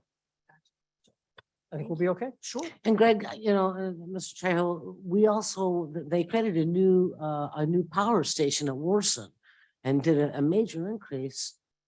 And prior to that new power source at Warson, you were having a lot of those electric issues and power grids and things popping off. So I don't know if that was in any way something that impacted you in the past as well, that it just stays fresh in the mind, because you live in an area where someone would call me once a year and complain. Yeah. I mean, look, Olivet is an old growth community with old growth trees and power lines, and those two, especially in windstorms, do not go together. And my house has been out on on Heather Hill a number of times in the last 20 years I've been there, and we lost power on Engle when I lived there. But I believe the demand issue is not a factor, and they fully calculated the loads that we'll need. And again, we're using high efficiency and LED technology, so demand is low. Thank you. Any other questions from city council? Okay, let's continue then. I would be happy to entertain a motion. I'll make, Yeah, I don't see it. don't want to take over the show. Madam Mayor, I make a motion that we approve Bill 2978, an ordinance authorizing the issuance of tax increment revenue bonds. Gateway I-170 redevelopment project, Series A and B of the city of Olivet, Missouri, to provide funds to finance certain redevelopment project costs and approve certain amount actions in connection therewith. Second. Call for the vote, please.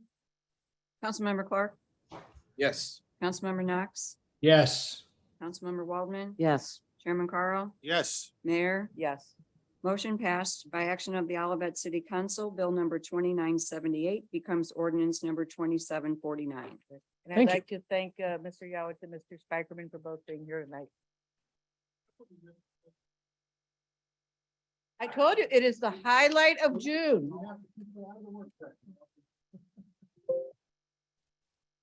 He's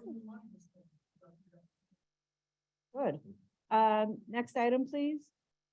Item number 10 is bill number 2979, an ordinance to amend section 400.840, special permit uses of Article 9, LID, Light Industrial District, being part of Chapter 400 zoning regulations of Title 4 land use of the Olivet Municipal Code to include indoor medical marijuana cultivation facilities. Second reading and public hearing.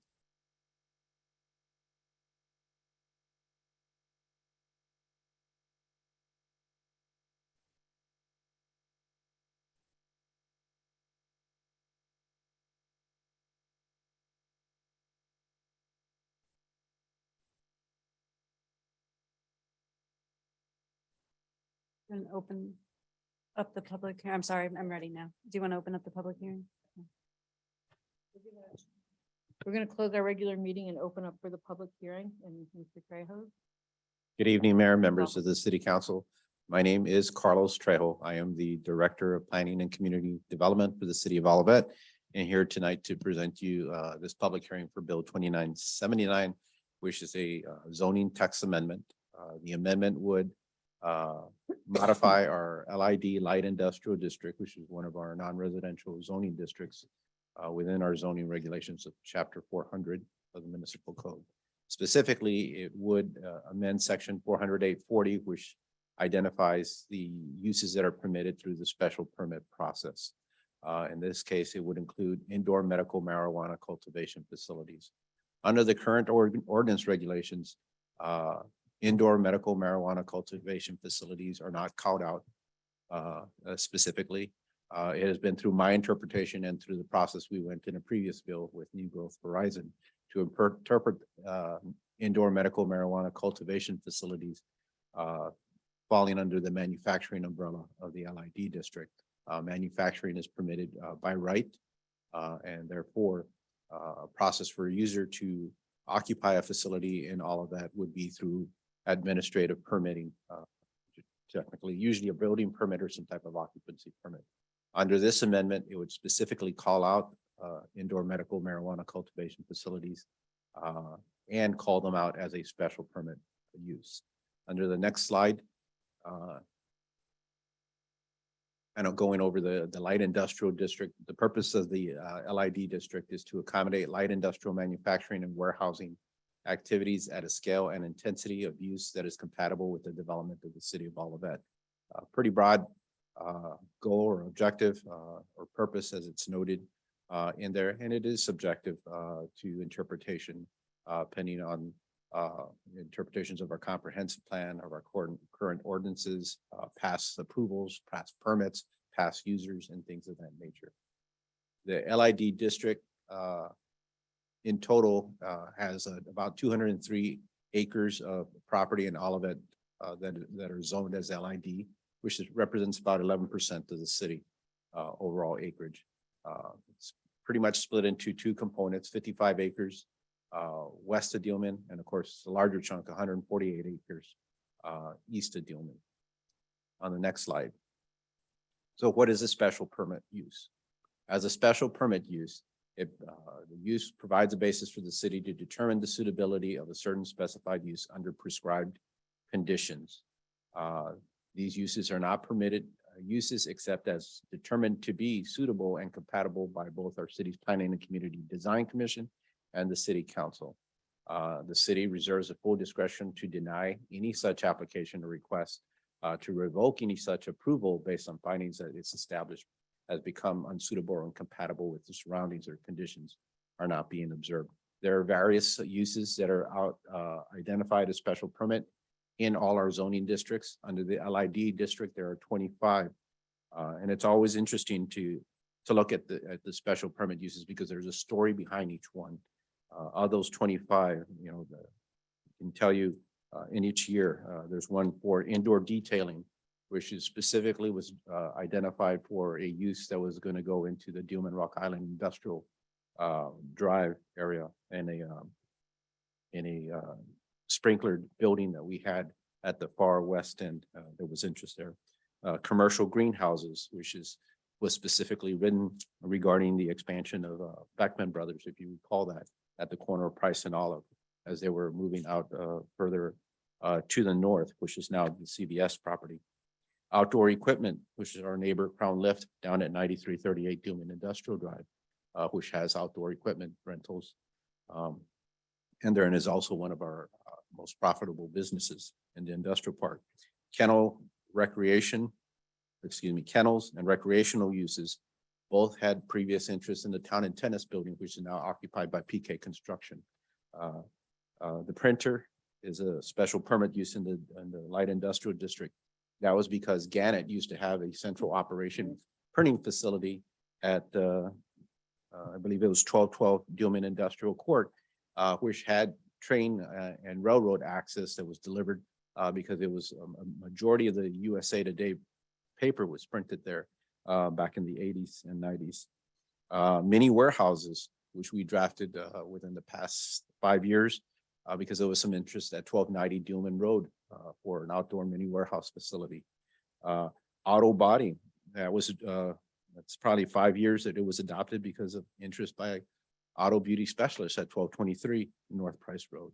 And of course, adult entertainment, which is a result of the Missouri Supreme Court decision in 2015 regarding the ability of establishing standards and regulations to adult entertainment businesses. So that's how a lot of these special permit uses come about. They are reactionary and for certain purposes. And in result, you can't call all the viable uses that could go or go in. We do our best we can. That's why we do comprehensive planning and long range planning. We identify our goals, we identify our objectives, and based on those, we identify what type of uses and land use activity would further that vision. The standards for that special permit use are listed is that it has to be listed as a use in the zoning district. It has to be consistent with the goals and objectives of the comprehensive plan. The parcel has to be suitable for that type of use. The use should not alter the architectural character, traffic circulation, or the site or the building connectivity to the surrounding area in a manner that limits, impairs, or prevents access to the use or other uses within those listed in that zoning district or even those surrounding properties. That efforts are made to mitigate potential spillover effects and that the city reserves the right to impose additional conditions to that type of use. So it gives you quite a bit of broad power to establish additional standards based on the type of operation, the size of operation, the location of the operation. The next slide identifies also special permit uses have to go through a site plan review process. And that's another procedure that the city has in place through its zoning regulations that requires the review and consideration of potential impacts of proposed development upon surroundings, uses and activities. And that is when they are permitted in accordance with specified standards in the district, the city has the rights to impose additional conditions in these. Again, Site plan review gives the city an additional leverage beyond the special permit use conditions to review and evaluate a development. When you're requiring a special permit to a use, you're also requiring the site plan review, whether there's going to be any modifications to the exterior or interior of the building. And the standards for site plan review are pretty well outlined in our zoning ordinance that places the emphasis on staff and to challenge and engage with the developer or the petitioner that they demonstrate that all reasonable steps have been taken to minimize negative effects of the proposed development upon the surrounding built and natural environment, and as well within the site itself. And it identifies several specific things, again, that place the responsibility on staff to review and report back to the commission. And they're by no means to be limited or in any form or any way.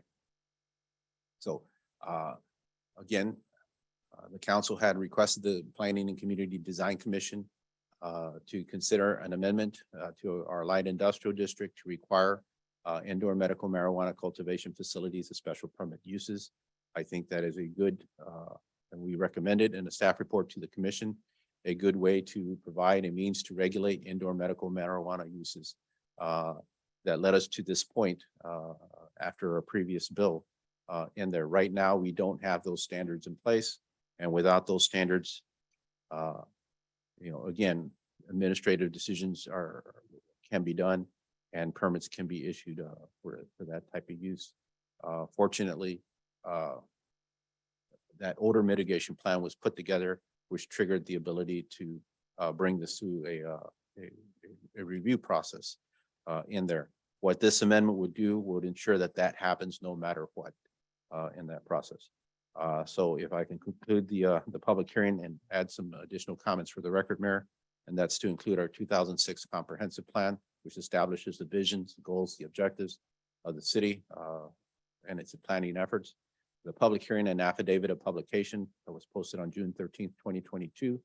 The staff memorandum that's included in the reports dated June 2nd, 2022 to the Planning and Community Design Commission. The motion of the commission on June 2nd to recommend approval of the text amendment, the Olivet Municipal Code and its zoning map, and this presentation before you tonight dated June 28th, 2022. Mayor, I'd be glad to answer any specific questions. I'm sure we may have some as the evening goes on, but I want to continue with some other people speaking. Mhm. Thank you very much. Many residents in attendance at our last meeting were requesting the adoption of a draft amendment titled Article 9 LID Light Industrial District, being part of Chapter 400 zoning regulations of Title 4 Land Use of the Olivet Municipal Code, specifically sections 400.840, special permit uses to include indoor medical marijuana related uses and or facilities, drafted by members of Clean Air Olivet. This document establishes requirements for medical marijuana cultivation, manufacturing, testing, and dispensary facilities. The requirements pertain to distance from school, churches, residential areas, and as well as odor control, outdoor operation, water disposal, waste disposal, hours of operation, and public notice. I've asked the city attorney, Paul Martin, we asked the city attorney, Paul Martin, to review the draft amendment and considering the state constitutional amendment and to provide advice to the council. And many of you will be hearing this with us for the first time. And so at this point, I'd like to call upon Mr. Martin. Thank you, Mayor. In responding to the council's charge, it occurred to me that there are a lot of moving parts to this discussion. Part of it is technical in terms of what works within a specific location. Part of it is legal. And to do justice to the discussion, I wanted to really start at the beginning and try to tie some things together for everybody. So my first observation, which everybody knows this, but I do not know that everybody appreciates it, is that the constitutional amendment, Article 14, adopted by the people of Missouri on November 6, 2018, is the public policy of the state. And my advice to the council, and I would like to say the council's actions have to respect that adoption. This is the public policy of the state. And the amendment consistently establishes this. The purpose section provides that it is intended to allow for the limited legal production, distribution, sale, and purchase of marijuana for medical use. The provisions pertaining to the Department of Health and Senior Services charges the department with adopting rules to implement and enforce this seed to sale industry. And in doing so, to quote, to ensure the right to availability and safe use of marijuana for medical use by qualifying patients. Yet the department's promulgation of rules is conditional. They must adopt rules, quote, so long as patient access is not restricted unreasonably. And the constitutional amendment even ties the hands of Missouri's legislature. It authorizes the legislature to pass related laws, but those laws cannot hinder the right of qualifying patients to access marijuana for medical use. So in adopting this constitutional scheme, the people have basically told the Department of Health and Human Services that they can adopt rules to run this process, but they can't adopt any rules that will affect access to medical marijuana. And they have told the legislature this as well. And I believe they have also told local governments this as well. In section 1.7 parens 11, it states that no local government shall prohibit medical marijuana cultivation facilities, medical marijuana testing facilities, medical marijuana infused products manufacturing facilities, or medical marijuana dispensary facilities, either expressly or through the enactment of ordinances or regulations that make their operation unduly burdensome in the jurisdiction. So I want to repeat, the Constitution says that no local government shall prohibit medical marijuana facilities, either expressly or through the enactment of ordinances or regulations that make their operation unduly burdensome in the jurisdiction. The trick to all this is figuring out exactly what that means.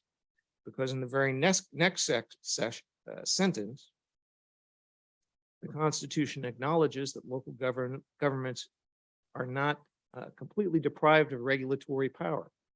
It says, however, local governments may enact ordinances or regulations not in conflict with this section or with regulations enacted pursuant to this section, governing the time, place, and manner of operation of such facilities in the locality.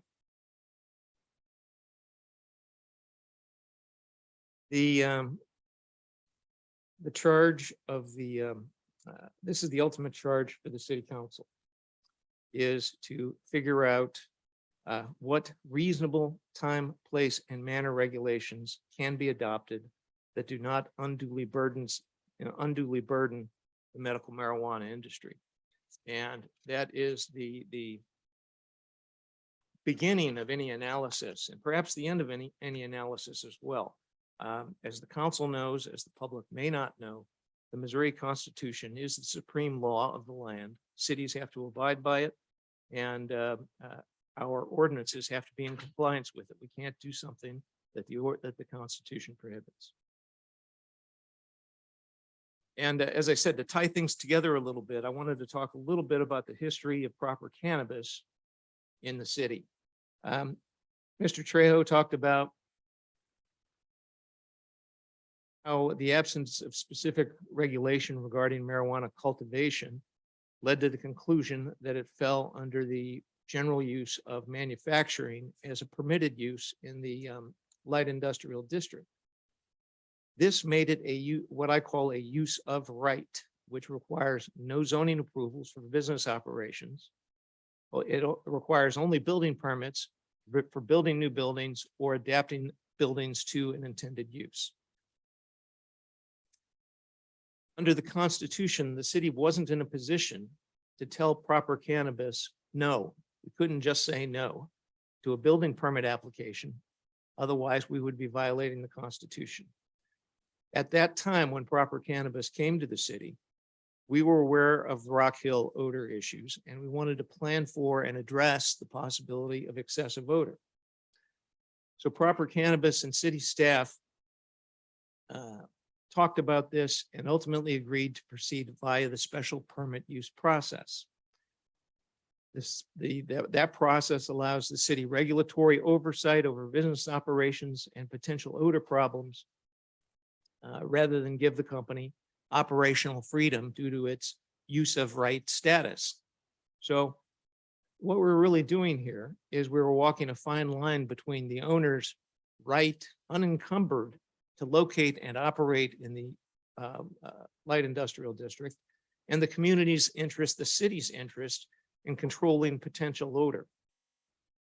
So that led to the special permit legislation for Proper Cannabis, and that required city oversight and input into the company's odor control mechanisms. Yes, it gave Proper Cannabis some leeway to fix an odor problem if an odor problem occurred. But I want to emphasize that that legislation still gave the city the right to shut down the business if an odor problem could not be fixed by revoking the special use permit. That process involves, it's a legal process. It involves due process. The owner, the operator has to be given the opportunity to be heard, has to understand what the charges are against him before the council can make a determination. So it's not a matter of turning off a light switch. It takes a little while, and the owner is entitled to that process by both the Missouri Constitution and the US Constitution. And the funny thing here was that we were still in this area of somewhat unknown territory. We had an operator who didn't have to submit itself to the city's regulation, but was willing to.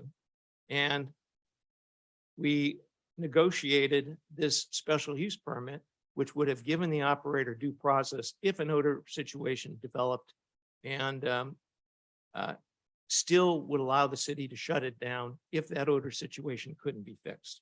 I think there was a lot of confusion about what that special permit legislation was all about, but it was a significant and a very reasonable and I think a very fair compromise for everyone, considering where we were at the time. Obviously, whether members of the public understood it or not, they disagreed with the concept of giving Proper Cannabis a green light to come into the city. And we had significant public opposition, which led to Proper Cannabis withdrawing their special permit application. They simply didn't want to be here if so many people were so adamant that they didn't want them here. So that's what led to this next step and the current need for legislation. Even though Proper Cannabis is no more, the city is in exactly the same place as it was before right now, without any specific legislation on medical marijuana facilities. Staff recommended that, and by staff, in case you don't know, I consider myself part of staff working with Mr. Trejo and Ms. Sondag. So it's a collective effort. But staff recommended that the council act immediately to restrict marijuana cultivation to the LID district and to treat it as a special permit use, so that we would have a law in place to address the situation if it came up again. And part of that original recommendation was to refer the zoning questions to PCDC for fine tuning with the help of an industrial hygienist to determine whether it made sense to add specific regulations to that special permit use process. That's where we are right now. That's what this legislation does today. And that's Bill number 2979, which we had a first reading on June 14th.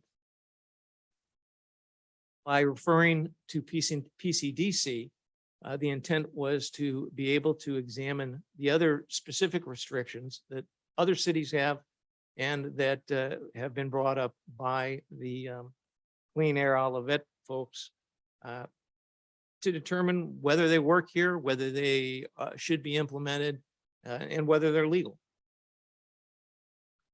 So on June 14th, when we're trying to get this accomplished, again, residents opposed the course and argued for the adoption of a proposed amendment that specified, among other things, a residential buffer of 750 feet, an ordinance which would have similar regulations for all medical marijuana facilities. Remember that there's 4 separate types. There's the cultivation facility, which presents a possible odor problem. There is the dispensary, which is like a drugstore, no odor problem there. And there are 2 facilities in the middle, testing facilities and infusion manufacture facilities. But the residents' proposed ordinance treats all of these facilities exactly the same. Say they all have to be located in the LID district, says that they all have to be subject to a special permit use process, and that they all have to be subject to the very same regulations. So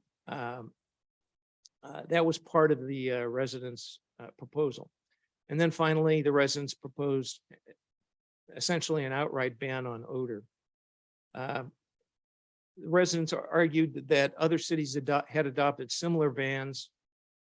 The residents had a lawyer who supposedly thought these restrictions were lawful, and the residents wanted the council to simply adopt their proposal rather than consider the special permit use process or the referral to PCDC. So that was where we left it a couple of weeks ago. Bill 2979 is on tonight. We've had a second reading, and it's council's going to consider it. My recommendation to the council is to approve Bill 2979 as it is. I believe this will ensure a regulatory process, the special permit use process. Should another cultivation facility seek to establish itself, again, right now, we don't have any regulations. I personally believe that this process is sufficient and that we don't need further regulation because it will provide for consideration through the PCDC's consideration and recommendations. That's part of the special permit use process. It will provide for consideration of the residents' proposed restrictions in the context of a specific application. And that's what the process is supposed to be. Perhaps people don't understand the special permit use process or how it is used, but as Mr. Trejo indicated, it's used quite often. It is not unusual at all, and it is effective. And we have not had, in my almost 20 years here, we have not had a situation where the process has failed us. So I have a lot of confidence that the special permit use, as it's proposed tonight, is sufficient to handle the issue. But that's me, and I understand residents' concerns, and I understand their desire to have more specificity. And what we have today doesn't mean that we can't explore that specificity, and perhaps amend what we have in the future. And if the council does moves and votes to approve Bill 2979, we're also recommending that you move to direct PCDC to consider the residents' suggestions and ask them to make a corresponding recommendation back to you about the possibility of further amendments.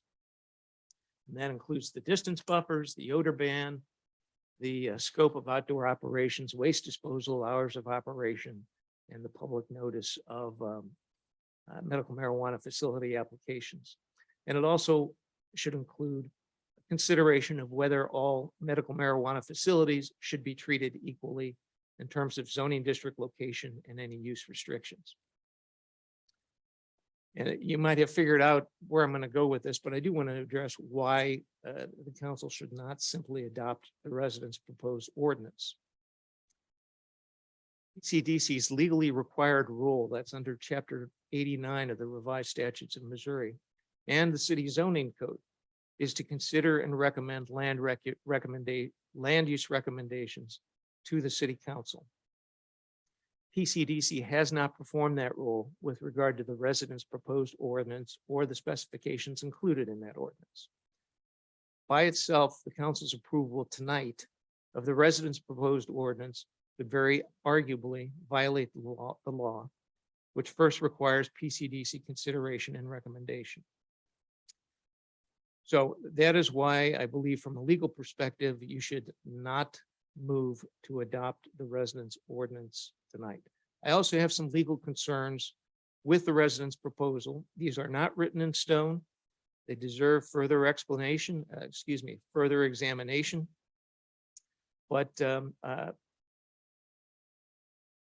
some people believe that we haven't been transparent enough, and with the council's permission, I'm going to go ahead and share a couple of my legal concerns so that they're out there, and perhaps the residents will be able to focus their attention more acutely on the legal questions that arise. First is the residential buffer.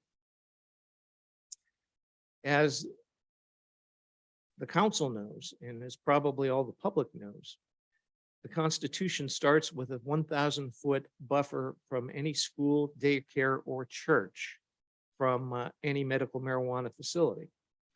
Now, it doesn't mention a buffer from residential property. And the reason why that's a problem is that if you have a 1,000-foot buffer from these institutional uses, you might have a significant amount of land or property where you can put a medical marijuana facility. If you tack on a 750-foot residential buffer, that envelope of opportunity very likely might decrease to the point where it doesn't exist.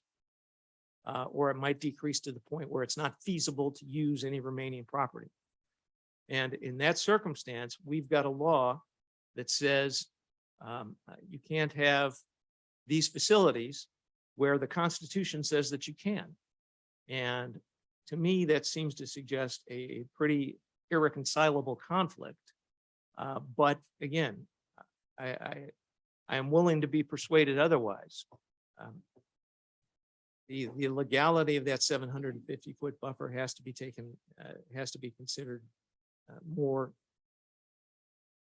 We have to devote more scrutiny to that.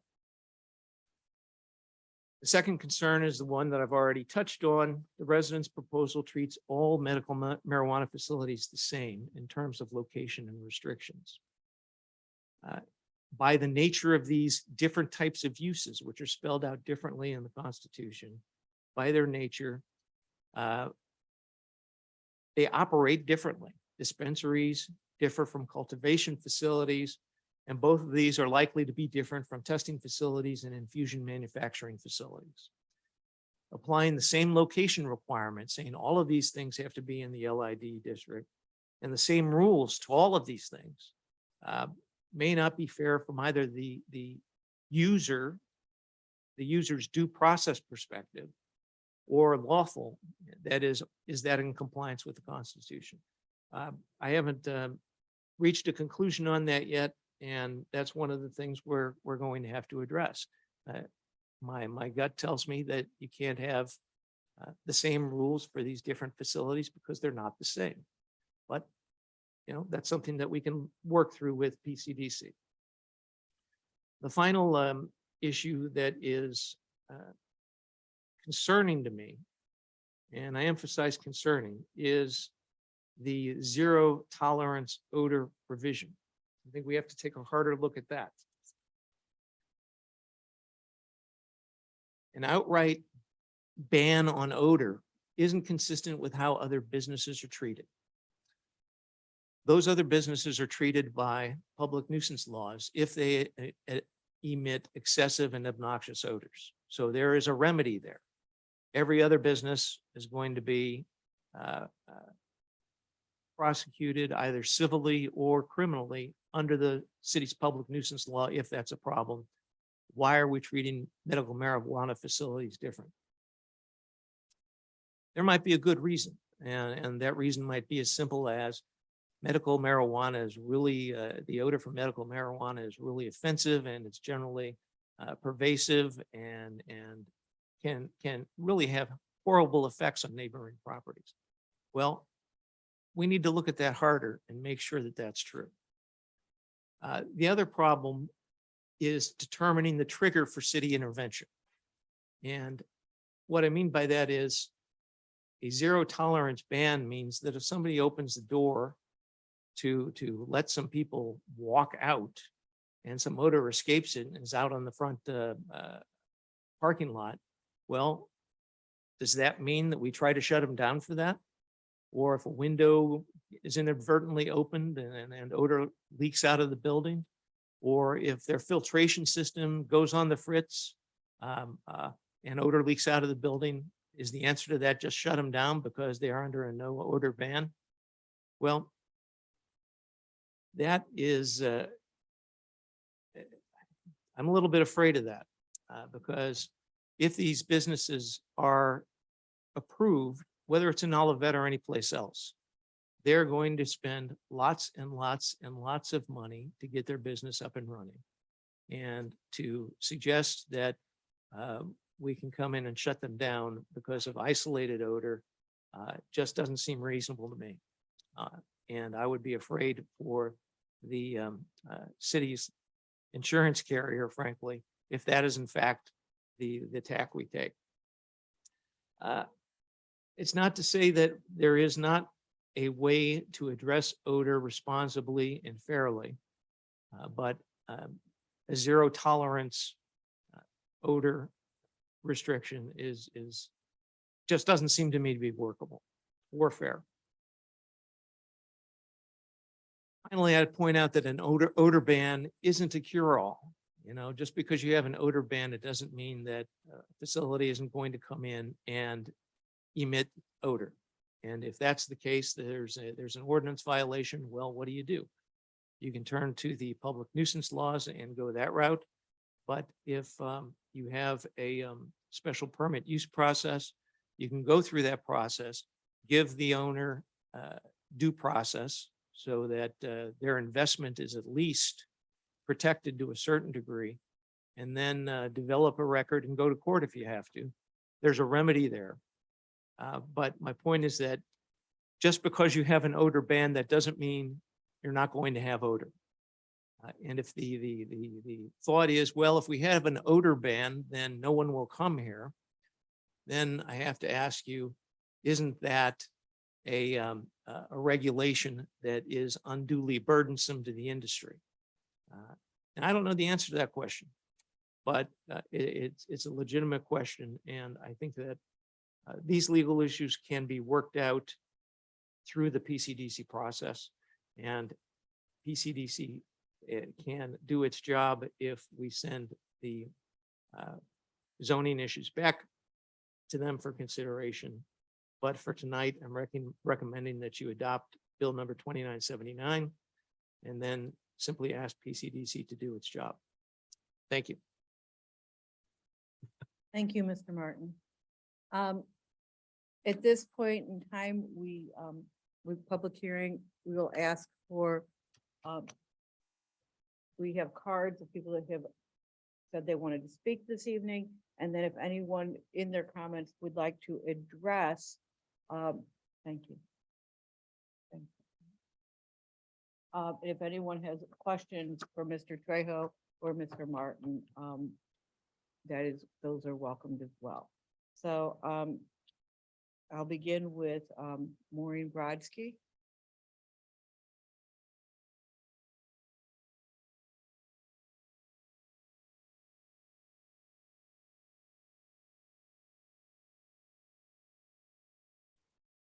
Hello. My name's Maureen Brodsky and I live 9220 Old Bonham Road.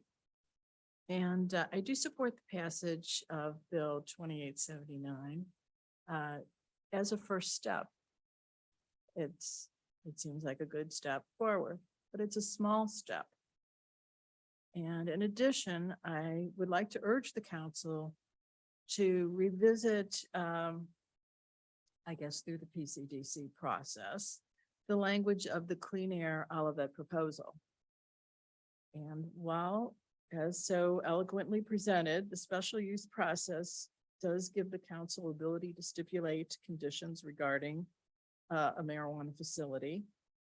I think by codifying the standards in the Clean Air Olivet Amendment, which should be noted mirror the codes of surrounding communities. And I'm not aware of any, I would think we would have heard of lawsuits regarding them. The council will provide a framework that establishes the manner in which these facilities will operate in Olivet in the future. And I think now is the time to enact these safeguards before another operator wants to approach the city. Thank you, Mrs. Brodsky. Nina Miller.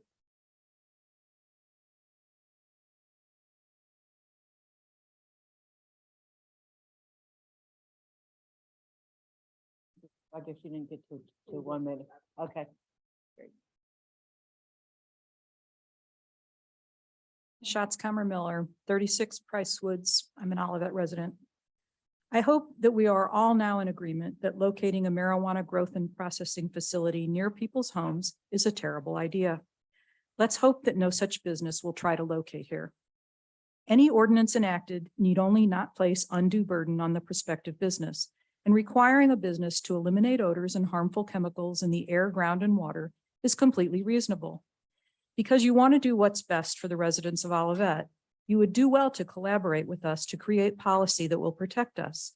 Please remember that despite what the amendment to the state's constitution says, no business of any kind has an absolute right to engage in activity that would jeopardize the health and welfare of our community or any community.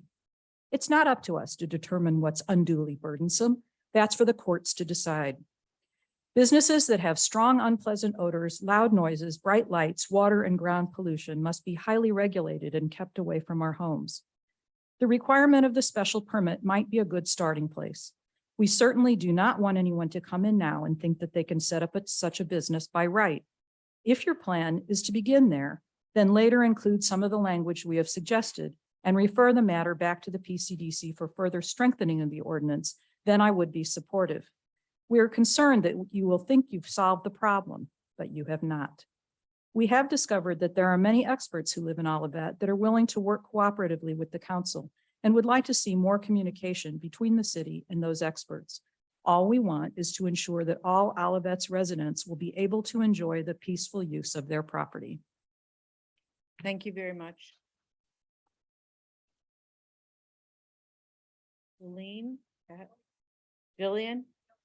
Gillian Kolb.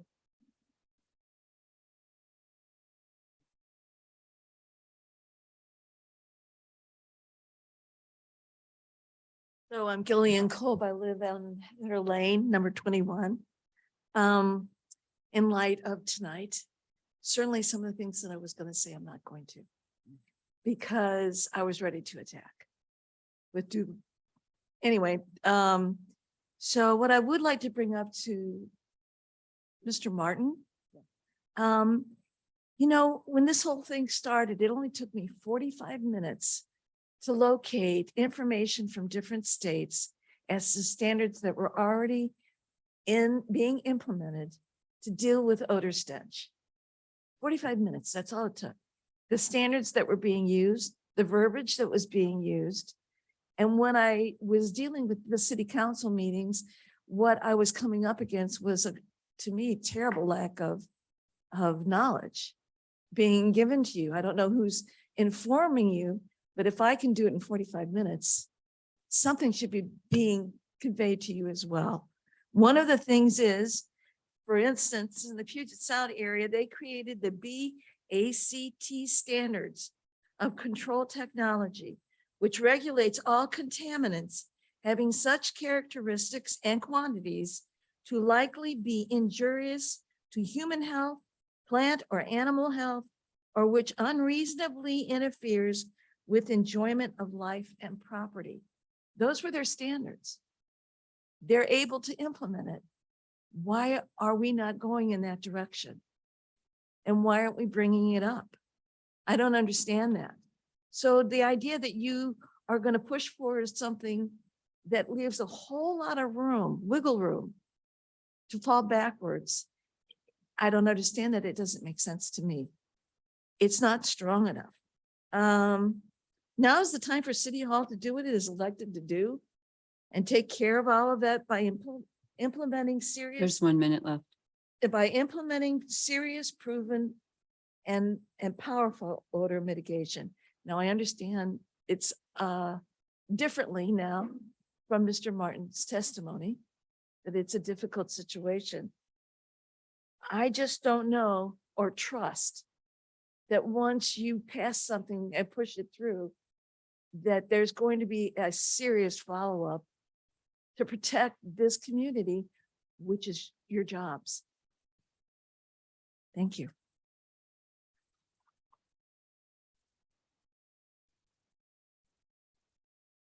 Stephanie Todd.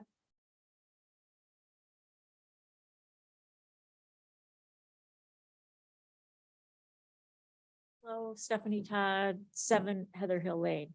Yeah, and I just kind of want to reiterate what everybody's been saying, that the bill 2979, it just doesn't go far enough. It doesn't have any kind of specifics in it at all. And I think, Carlos, you brought up about how, adult bookstores is in there. They are, but that's under restricted use. And that's got like 10 different items for an adult bookstore. It's got a buffer zone. It's got all that. And so, but now we're saying that this marijuana facility would just go under general, use, and it's kind of up to the PCDC to decide what that means. And so I think that's why we need to have some firm requirements in there, so it's not up to whatever, they decide is good enough that day. And one thing that bothered me also in the special permit, it says that the business has to take reasonable steps to mitigate. So what's, they can say, well, I did everything I could. Well, and then we're going to argue that they didn't, so that's why we need some firm restrictions like the buffer. And I can understand, what Mr. Martin says about, well, what does odor mean? Well, we could put particle counts on it. We could say you could only have so many of this particle or so many of this particle. We didn't think that was necessary since all the surrounding communities just say no odor. And about the thing about opening a door, when you're in a manufacturing facility, it's not like you're cooking in your kitchen and I'm going out to the patio. I mean, you're in a sealed environment and you should have hoods, exhaust fume hoods and things. And so all that exhaust air has to be filtered. And so it's not like you're going to have this like inadvertent leak when someone opens the door. That's just not going to happen. And especially, and we're talking about a drug here, it's, and so they should, I know it's not federally approved right now, but if it is, you just can't, let drugs out. You got to have a very controlled process. And I guess I'm not sure what the nuisance law is, because again, that gets into this gray area. There's 1 minute left. What's a nuisance to somebody? So I guess, so basically I'm just saying that we need to have some more restrictions on it. And if you pass the 2979 today, please go further, give PCD, tell them, give them our draft, just something to work with. And give them a deadline. Don't let this go on and research forever. Give them a deadline when you want to see a draft of what we should enact. Thank you. Raphael Tomlinson, did I say that last name right? Close enough. Raphael Tomanson, 809 Newcastle Drive, resident. I want to thank the council and Paul Martin for that analysis. What I want to note is a few things. Clean Air Olivet would like the special permit passed. We just, as I think you've heard, don't want that to be the end of the story. And I think we disagree strongly about whether that's sufficient enough. For example, it seems that it would allow proper to still have located right next to a bunch of houses. That seems like a pretty big problem. So I don't think it's sufficient, but I think it is an important first step, and we recognize that. What I wanted to just note is Mr. Martin brought up some legal concerns. I think those are the right questions to ask, and they're the questions that actually we asked our person as well. And I appreciate how you kind of phrased these as you had questions and what the basis was for those questions. For the residential buffer, we can talk about exactly how much it is. I do want to note that we have measured out distances and made sure, and if you would like, we can give you the list of properties that are available. This does not actually eliminate all of the properties. That was something that we worked out. And to be honest, we looked at 750, 600, actually going from 600 to 500 doesn't add very much. Those are kind of the magic numbers. But I'm happy to kind of give the list and you can kind of work with, legally to try to figure out where it is. Our expert thinks the 750 is sufficient, but there is some uncertainty. Even our lawyer kind of said about exactly what distance that is, but it was not something we ignored. I want to kind of bring that in, that this was something that we discussed and was important, which is why, by the way, our bill, our suggested 1 minute whatever left. language has 750 instead of 1,000 that the other stuff has, because we were already trying to accommodate this stuff. And then, for all facilities having the same process, I think all of us would be happy to have none of the businesses have odor. But the two things I want to say is we have a lot of PhDs that have been working with us that do assure us that reasonable and affordable technology can get rid of the odor so that it's not an undue burden there. And in terms of the trigger, that is actually something we discussed as well. And what the cure is.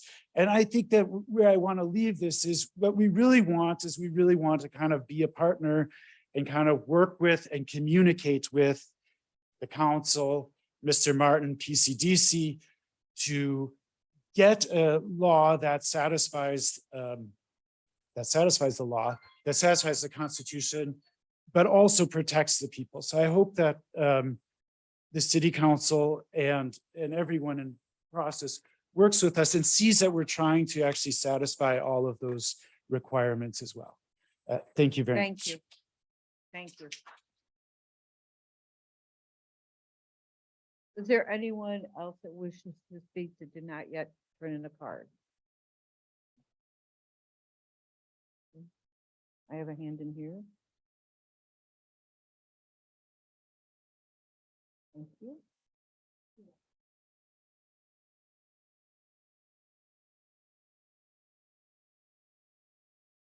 Barb Grunzig, 1217 Olivet Drive.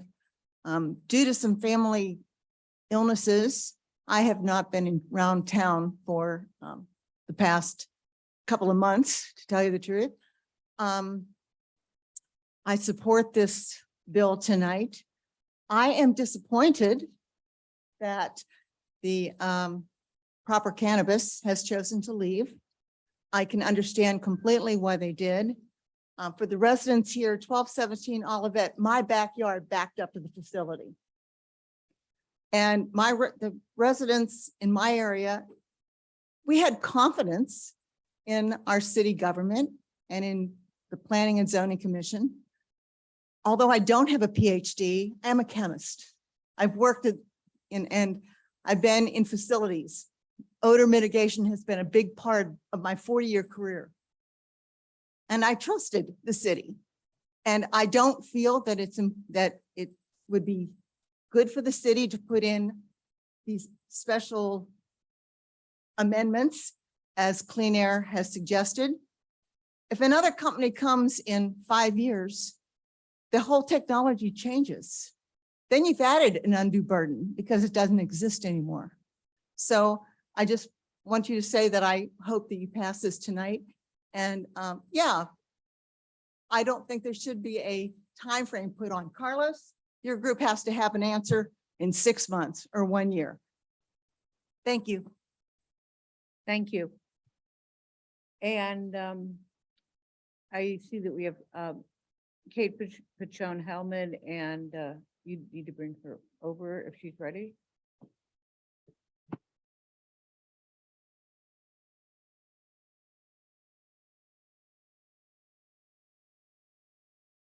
She needs to be seen. Okay.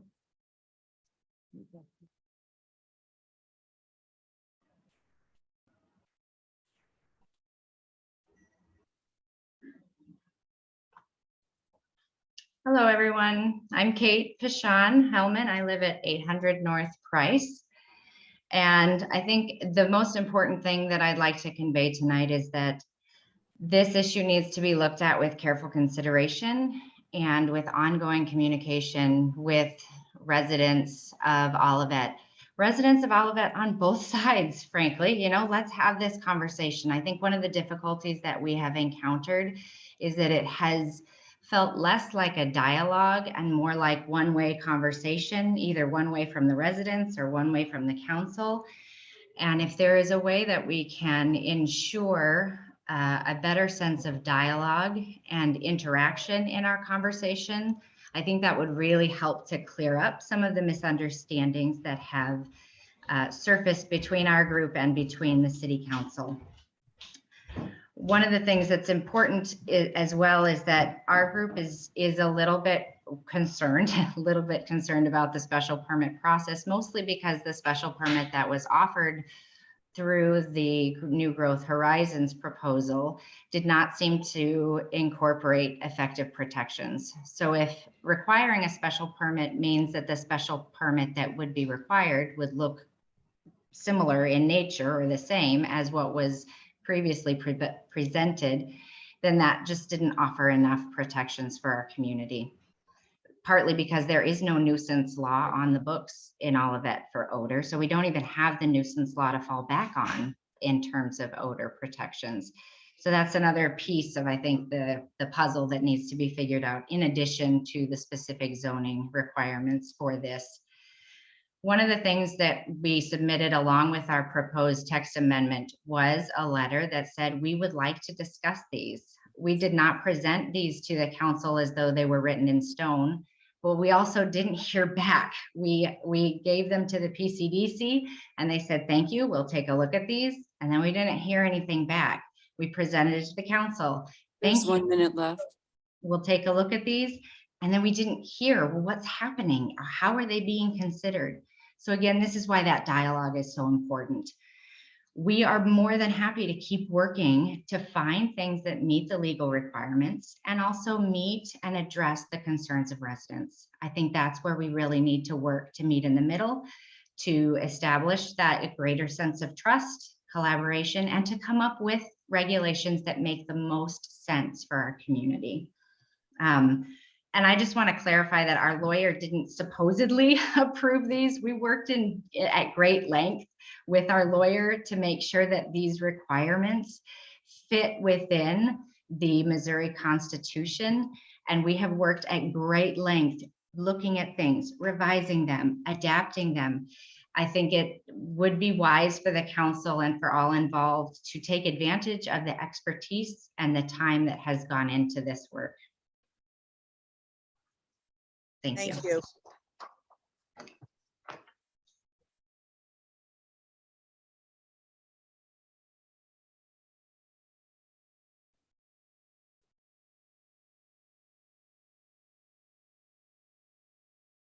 Please, Mr. Martin.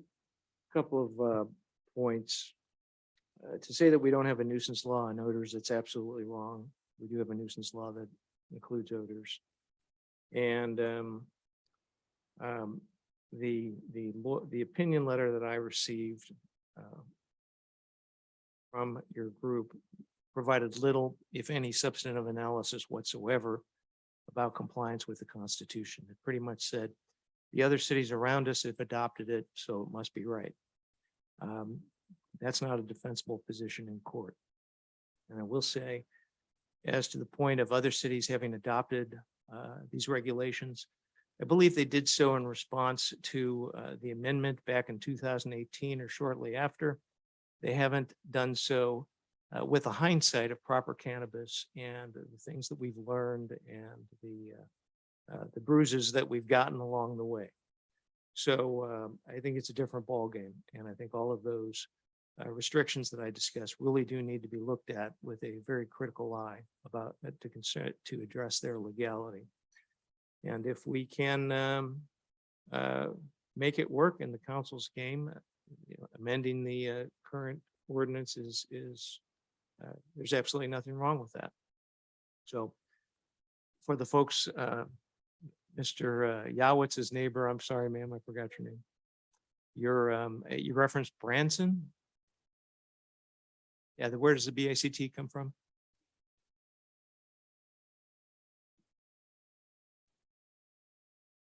Seattle adopted it. All right, well, that's one of the things. Yeah, they're a little bit bigger than all of that. I understand. But that's part of the discussion at PCDC, as is the issues that you raised, sir. So we'll look forward to that.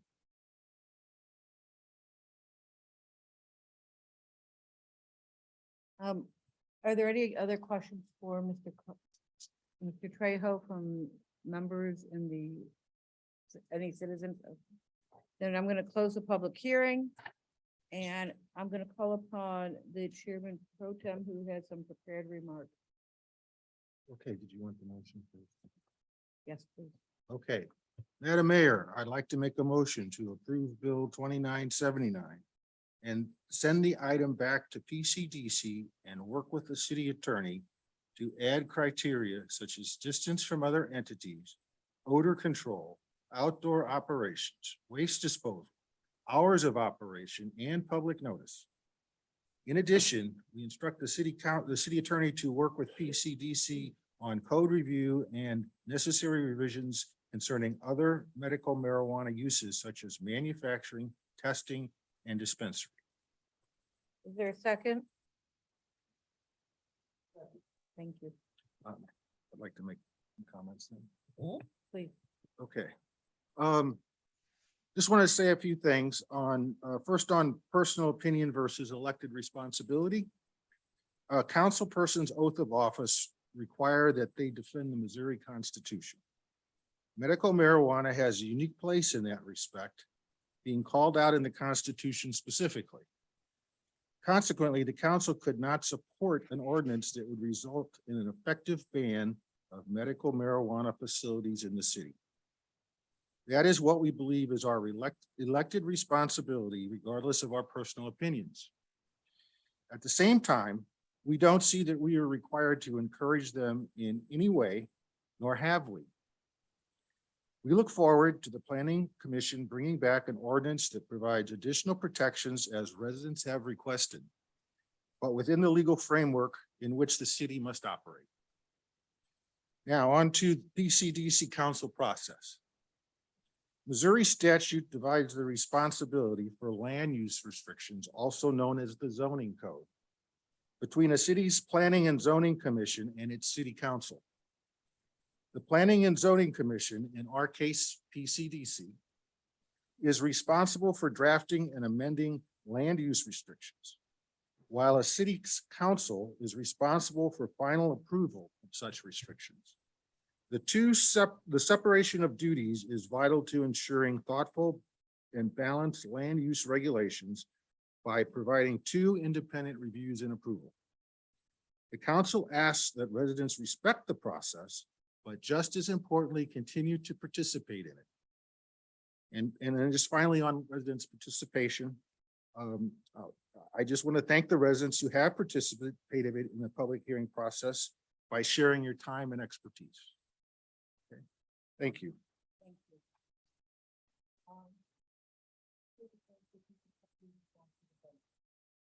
Councilmember Knox,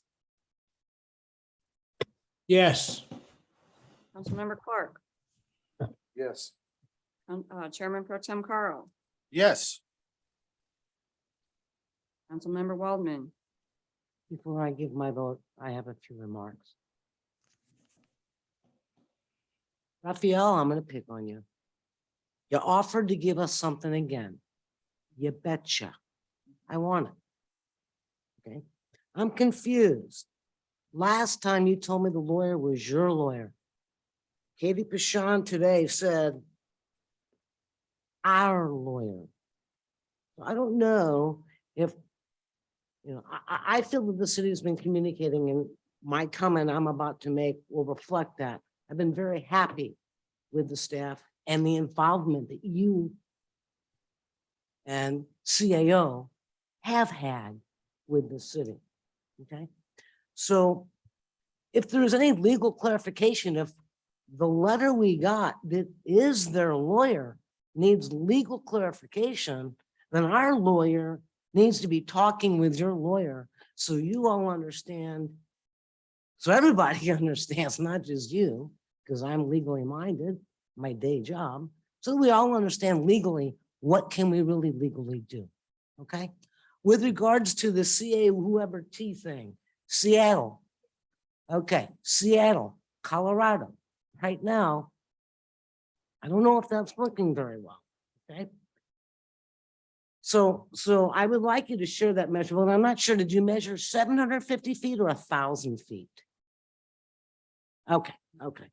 So yes, if you have that and you've offered to share it back with the city, I'd like for the city to have it, if you don't mind. Madam Mayor, I have just a couple remarks before I give my vote. This process has purpose. Doing nothing is not the answer tonight. We'll use the word we in this, although we doesn't always represent me, okay? But we here does. We are appreciative of your participation and the discussion. This is what makes a community strong.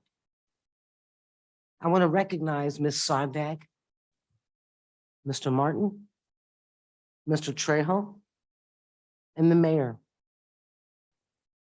and thank them for their participation with members and the leadership of CAO, the members and leadership. I'm not quite sure who's a member and who's a leader, because sometimes someone says they're a member and they're not a leader. So I want to make sure, okay?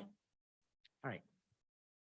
Council will give directive to PCDC to develop more detailed regulations that will take into consideration residents' concerns and meet legally enforceable requirements.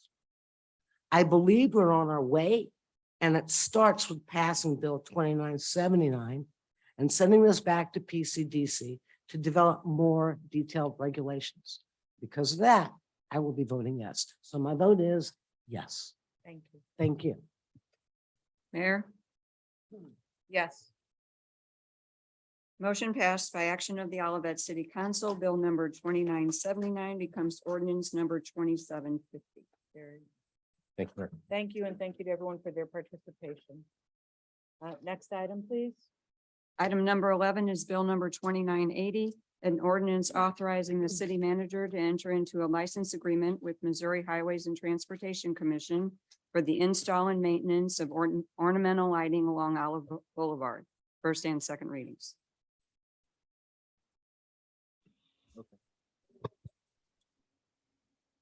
Mayor. Oh, Chairman Pro Tem, Council, you actually approved this as a resolution 2022-223. when I spoke with MoDOT, though, they requested that this come back as an ordinance. Even so, and for that reason, because it was discussed, I am asking for you to set aside your regular rules and read the bill for a second time by title only, and then take action on the bill. As you recall, this is an agreement with MoDOT that when the city puts up any kind of decorative lighting, that we will then maintain that decorative lighting. The city does have the ability to require if say Olive Crossing puts up decorative lighting, we do typically do have an agreement with them then to maintain it, but this is for MoDOT. And it is just along Olive Boulevard. Drew? So, I would first like to ask we need to read the bill. Don't we need to read the bill? Actually, we need a motion to set, she read the bill for the first time did, already. okay, We so- just need to set aside, Okay. a motion to set aside Yeah, regular. okay. So Mayor, can I have a motion to set aside regular rules and read the bill again for a second time? Chairman Pro Tem, I motion to set aside regular rules to read the bill for a second time by title only. Is there a second? Second, Seconded, please poll the council. Councilmember Clark. Yes. Councilmember Knox, yes. Councilmember Waldman. Yes. Chairman Pro Tem. And then Chairman Pro Tem, you do need to ask if there's any public comment on that. Yes, so yes, I vote yes, and I am asking, opening a public hearing because when we don't follow our procedures, we have to have a public hearing and listen to citizens' comments, which we are doing. Is there, yes, ma'am? Well, come up to the microphone, it's the same old drill, unfortunately.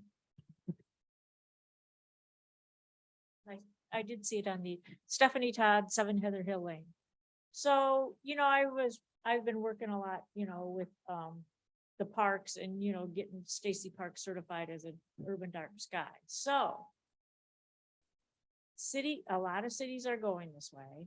And so I'm wondering if it's too late, if we could consider installing non-light polluting lights. In other words, you wouldn't shine any light up into the air, which would be wasted energy. And then they would be the lower Kelvin. So they would, I'm not saying don't install lights. I'm just saying, is it too late to consider environmentally, conscious lights, especially now since we're gonna have a sustainability group and all that? I think we do already have light. We have criteria for lights and street lights that take those things into effect. Those are within the zoning code. This, Okay.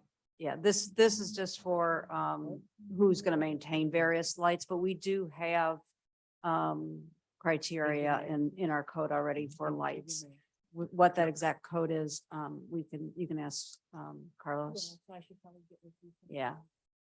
About it. Yeah. Okay, so yeah, I thought you were gonna install decorative lights. No, like this old is fashioned, just, like street lights or um, something along when those. we did when we put in decorative lights on the east end, we had a similar agreement, but just for that section. MoDOT now wants this agreement all the way down Olive. So that's all it is. It's Okay. just a maintenance agreement, but it got you interested in that. And so then you can look at our criteria and then you can provide feedback. Right. So Okay. all works out. Sorry, okay. Any other comments? So could I just follow up on that? There is no place where lights are gonna go. This is just an agreement of when. When When. decorative lighting goes on, that it is the responsibility of the city. Okay. Now, we do know there will be decorative lighting because we know we're gonna have it at the Oliver. Okay, thanks. Are there any other comments? Then we'll close the public hearing and I'll entertain a motion. Madam Mayor, I make a motion that we approve Bill. Oh, Sorry. I apologize. It's okay. Bill number 2980, an ordinance authorizing the city manager to enter into a license agreement with Missouri Highways and Transportation Commission for the install and maintenance of ornamental lighting along Olive Boulevard. Madam Mayor, I'd like to make a motion. We approve Bill 2980, an ordinance authorizing the city manager to enter into a license agreement with Missouri Highways and Transportation Commission for the install and maintenance of ornamental lighting along Olive Boulevard. Call for the vote, please. Councilmember Clark. Councilmember Knox. Yes. Councilmember Waldman. Yes. Chairman Carl. Yes. Mayor. Yes. Motion passed by action of the Olivet City Council. Bill number 2980 becomes ordinance number 2751. Next item, please. Item 12 is the resolution number 2022-226, a resolution adopting the capital improvement plan for the city of Olivet for the 10 years ending June 30th, 2023 through June 30th, 2032. Mr. Mann? Want me to get the PowerPoint set up for you?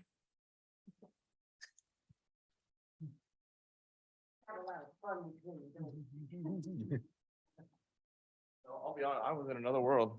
I noticed. No, I was reading about investment stuff. Don't worry about it. No, it was a stable coin. Anybody ever heard of a stable coin? Stay focused. Let's keep going. I know. Yeah. So Thank you. I know I tried. I don't have a lot on this. We discussed when we look at our 10-year capital improvement plan, the year of 2023 has just been approved by the budget. And so what is this is more of a planning tool as we look out, and we saw the graph of what it was, what a 10-year chart looks like in our capital improvement plan. We saw what it looks like in our stormwater parks plan. I'm gonna go to just a couple pages, and one of them is on page 5. And on page 5, we can see the chart once again, and this is the tool where you would see where these big blips up in FY 25 and 27 are. And if we go to page 11 and then one more on page 13, there's the full analysis for all the years. So this is our capital improvement plan now looking at 10 years. When we go to page 11, we've introduced, there's the one. Each department now has more of a funding source look at what's going to be in here. And we see the same shading we saw for the grant funded more contingent based things. And I went to page 11 because Public Works here with our street repairs, we see the North Price Road phase 1 at the very top, which is CIP page 34, 5,000. We just approved that. What was that? What is that going to turn into? And in FY 25, we see that there's 200,000 in city costs and then another 800,000 in shaded in grants. And we can see down below that MoDOT is going to be assisting with that 800,000. The rest of it's coming. The anticipated sources are property tax and sales tax. That carries through. One of the other maybe more strange ones in here is in FY 24, this Olive and North price alignment. With that project itself, right now we're estimating at 1.2 million. It has 3 sources, and that's probably the most you'll see in any of these, but a grant funding from the American Rescue Plan Act, from MoDOT, and again, the matching or some of this other portion is from the sales and property tax in the capital improvement fund. So current sources and then that fund balance. So that's a new ad this year. Each department has that same kind of thing. You can kind of delve into that a little bit more. And then on page 13 is the traditional full listing. Here's the full listing of everything. And I know it's small, but this has grown probably double, even triple size in a number of items that we have in here. And that's again showing that some of that maturity of how things are added and how things are showing up. So with that, I don't have anything else other than I'm more than happy to answer any questions. I'm happy to be here back on Earth. So I'll be here for the next item too. Are there any questions for Mr. Mann? We'll start with, did you? I know, I'm. Oh, I thought you did. Okay, I was just then- ready to make a motion. and I'm ready for a motion. Okay, I don't mean to monopolize, but I'll just do everything quick. Resolution 20026, a resolution adopting the capital improvement plan for the city of Olivet for the 10 years ending June 30th, 2023 through June 30th, 2032. Is there a second? Second. Is there any discussion? Call for the vote, please. Councilmember Clark. Councilmember Knox. Yes. Yes. Oh, I you're don't not. know why. I don't know why I said, that. I was just, I didn't mean to respond like that. no, I'm glad you told me. In case you knew who you were. Yeah. This kid's- Councilmember Waldman, Yes. Chairman Carl, Yes, I was too busy trying to work my switch at the same time. I was trying to think to talk. Mayor, Yes, motion passed. sorry, it's getting late. Okay. Next item, please. Item number 13 is a request to encumber funds to future period. All right, I'm still here again. My name is Darren Mann. I'm the finance director for the city. And one of our last bits of housekeeping for the end of the year is to request encumbrance, which is goes back from FY 22 items all the way back to FY 18 items. Knocked a couple of the good, the bigger ones off the list. We have a couple more that'll be coming in soon. The listing here, you can see what these things are. They mostly relate to capital items. I had mentioned during the budget discussion, you see a lot of things here that reflect again a broader economic supply shortages, upfitting of our some of our vehicles. Our vehicles haven't been delivered yet. We ordered them many months ago. Some of that upfitting, the concrete. The city manager talked about some of that concrete work that's going on there at Charles Gate and Jacqueline Court. So then some of the older stuff we're still working on, a community center, and that stuff will be wrapped up hopefully in the next year or so. More than happy to answer any questions again, but the total is there we go. The recommended action there. Okay. I need to bring mine up. Go for it. Okay, Madam Mayor, I'd like to make a motion to approve $709,051 in encumbrances, $352,074 in the general fund, $294,314 in the capital improvement fund, and $64,663 in the stormwater parks fund. Call for the vote, please. Councilmember Clark. Councilmember Knox, Yes. Councilmember Waldman, I have a question, but I'll vote first. Yes, I'm sorry. you should have. Chairman Carl, Yes. Mayor, Yes. motion passed. Councilmember Waldman, you have a question for Mr. Mann? Thank you. Mr. Mayor, can you just please, 2018 is quite a while ago. Yeah. It's something I need to be bringing my own iPad because that's why you're so fast. You got your iPad on you. What have we not done with that money? What is it slated for? For 18? That was the signage. We had money for it was kind of gonna be an initial project after the Parks Master Plan was done, but then the council kind of went right into looking at a bond for fully funding that. And so that money is set aside. It wasn't enough to do some of the signage that we wanted to do. So it's going to be utilized in this year for the gateway signs, welcome to Olivet Okay, signs. okay, thank you, thank you. There.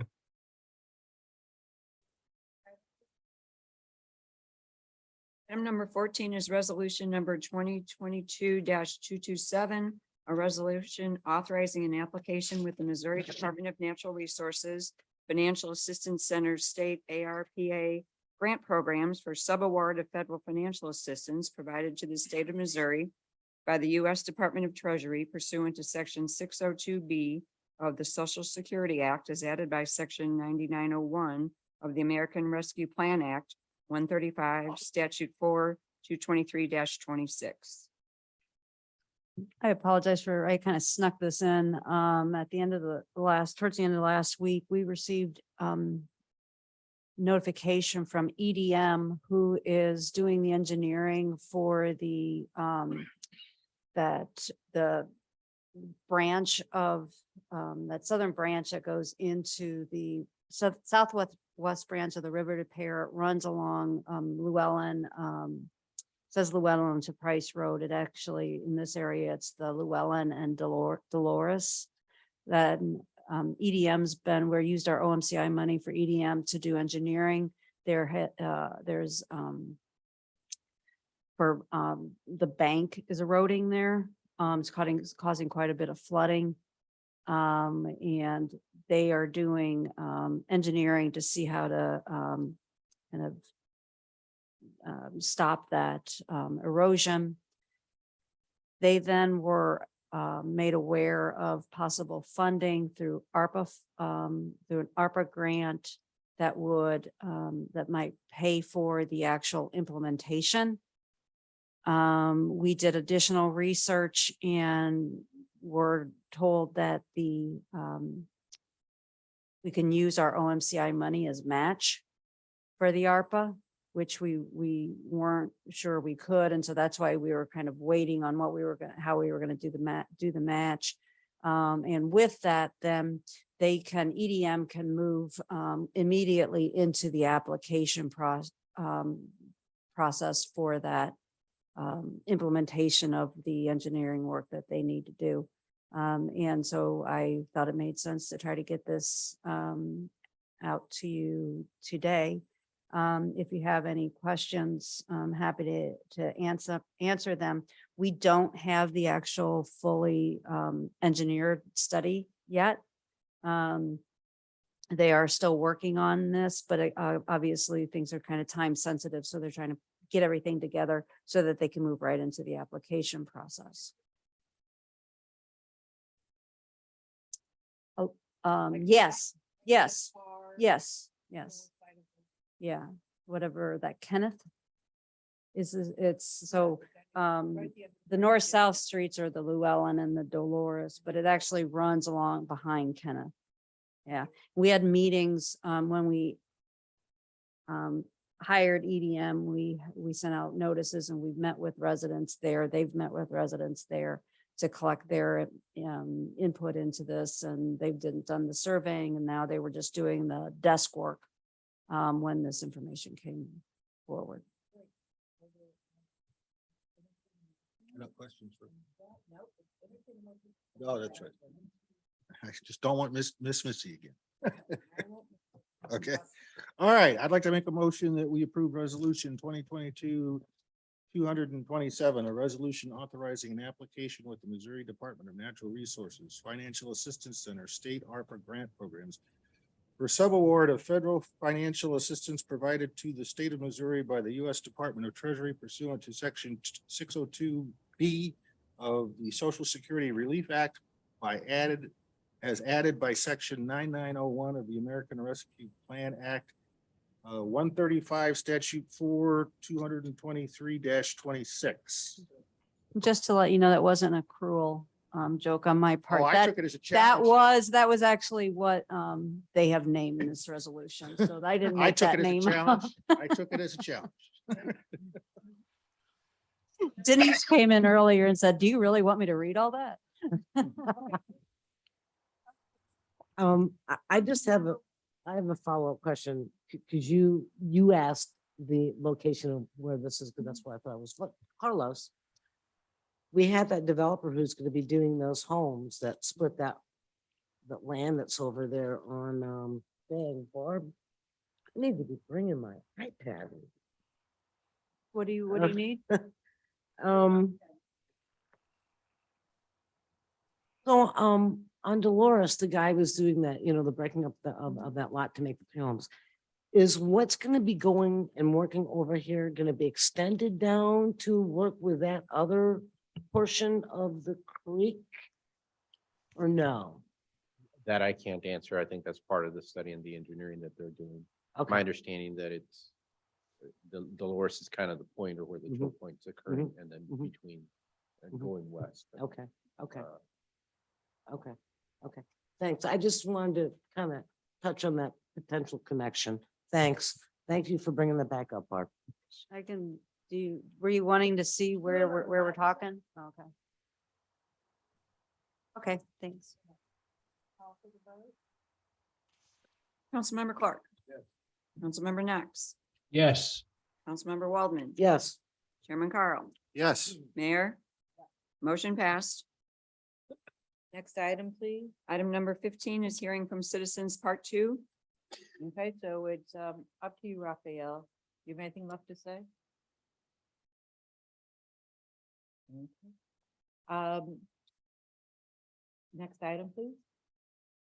Item number 16 is review and approval of minutes. We don't have the minutes on for this time. We'll do those next time. Okay. Next item. Item number 17 is the city attorney's report. Mayor, no report, no need for a closed session. And thank you for your participation tonight. It was very helpful and insightful.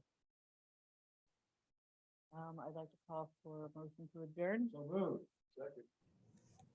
Have a good one and a happy 4th of July to everybody.